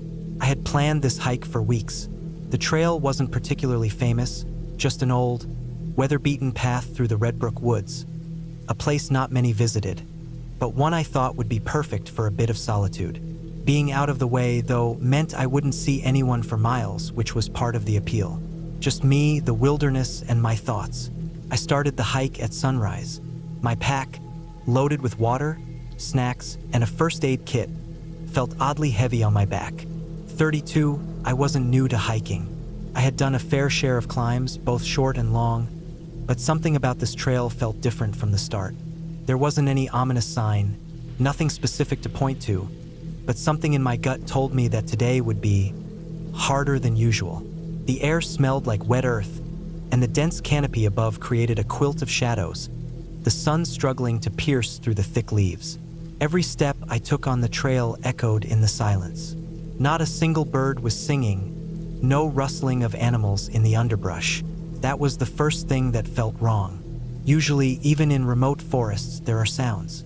Birds, insects, maybe the occasional rustle of a squirrel in the leaves, but here, nothing. I kept walking, pushing that gnawing feeling to the back of my mind. It was probably just me being paranoid. The trail curved left and then right, winding deeper into the woods. The more I walked, the thicker the trees seemed to get, their trunks bending together like they were holding secrets, blocking out the light. A little over an hour into the hike, I came across a small creek. The water was clear, running fast, making a soft burbling sound. It was the first noise I'd heard in a while, and I took a moment to sit down on a nearby rock and refill my water bottle. I glanced around, noticing how the creek seemed to flow effortlessly through the rocks, almost too perfectly, like nature itself was trying to maintain a calm facade. I took a few deep breaths. I'd come to this place to escape. My job had been stressful lately. Deadlines, people, everything felt like it was closing in on me. The idea of losing myself in nature, of being completely alone, had felt like the answer. And yet, now that I was here, that feeling was slipping away. Instead, I found myself staring into the shadows of the woods, feeling like there was something off about the place. I pushed myself to continue. The trail began to climb more steeply as the creek faded into the distance behind me. The forest floor was uneven, covered with a layer of pine needles that crunched underfoot. There were no real landmarks to help me measure progress, and soon I was walking through a thick fog that had rolled in without warning. The temperature dropped, and with it, the stillness seemed to settle in even deeper. By midday, the fog had lifted slightly, though the trees remained eerily silent. I was getting a little tired by now, but I figured I could push on for another hour before making my way back. The thought of descending back into the valley didn't appeal to me. I wanted to see how far the trail went. That's when I saw it. A figure distant at first, but unmistakable. A man, standing at the edge of the trail. His back was to me, and he was staring out at something in the distance. His body was rigid, his arms hanging loosely by his sides. For a moment, I thought maybe he was a fellow hiker, someone who had ventured further ahead. I gave a tentative wave, but the man didn't move. Curiosity started to outweigh the unease that had been building in me. So I took a step closer, slowly, trying not to startle him. But as I got closer, something stopped me dead in my tracks. The man hadn't moved an inch, not even when I got within 20 feet of him. His posture was still stiff, unnaturally so. His clothes were tattered, almost like he'd been out here for days, maybe weeks, with no sign of any gear or supplies. His skin, pale and blotchy, looked wrong, like he hadn't seen the sun in a long time. I wasn't a particularly superstitious person, but something in the back of my mind told me to turn around and walk away. I did, slowly at first, then quicker, heart pounding in my chest. It was strange how fast everything had shifted. The world, moments ago so quiet, now felt like it was holding its breath. I glanced back once, just once, and the man was still there, standing motionless. That was enough. I didn't need to see any more. I hurried down the path, the dense trees closing in around me. The trail, which had felt like it was leading somewhere before, now felt like it was closing in, trapping me. I checked my watch. It was only 1:45 p.m., but it felt like hours had passed. The light had started to dim in the trees, and the air had grown colder. The temperature had dropped significantly since I'd seen that figure. Every sound I heard now seemed to have a purpose. The snap of a twig to my right, the rustle of leaves behind me, the faintest hint of a footstep somewhere off in the distance. My mind raced, and my heart pounded harder in my chest. I didn't stop. Every time I heard a sound, I looked over my shoulder, half expecting to see the man trailing behind me, but there was nothing. Nothing but the trees and the path, winding endlessly ahead. And then, just as I began to think I had imagined the whole thing, I reached a clearing. In the center was a small shack, dilapidated and falling apart at the edges. It wasn't marked on the map, and it wasn't something I had anticipated. For a second, I considered going in, thinking it might be a shelter of some kind. But as I approached, the air grew heavy again, and the unease I had felt earlier returned tenfold. I stood there for a moment staring at the shack. It was old, really old. Its wood had warped, and the windows were completely dark, like no one had lived here for years. But the strange thing was, the door was slightly ajar. I could see that the interior was dark and dusty, with no signs of life, yet the door was wide enough to let the air shift, and I could hear the soft creak of it moving in the wind. Something inside me knew I couldn't go any further. Whatever had drawn me into this place, whatever had shifted my sense of reality, was now telling me to leave. So I turned around. I didn't look back again. The hike down was quicker, though I was careful with my footing. The silence weighed heavily on me, but as the woods began to thin, I saw the first signs of civilization, a distant trail marker. Relief washed over me. I was going to make it out. I was going to be okay. It wasn't until I reached the base of the trail about an hour later that I realized what had happened. The man I'd seen, the strange, motionless figure, he wasn't there anymore. Not on the trail, not near the shack, nowhere. I'd expected to see him again, or at least hear something, but there was nothing. And that's when I realized the woods had swallowed it all up. The figure, the sounds, the silence, the sense of dread. The last stretch of the trail felt normal. The sun was starting to dip below the horizon as I reached my car, and for the first time that day, I felt my breath come easy, safe. The way home felt like the right direction, like I was heading back to something solid. I've been back to Redbrook Woods since then, twice. The trail remains quiet. The creek still runs fast. But the figure, he hasn't returned. Not that I've seen. And in the end, I guess that's what matters. I made it out, safe. The woods didn't claim me, but sometimes, when the wind picks up and the trees bend in a way that seems purposeful, I can't help but wonder what I missed that day.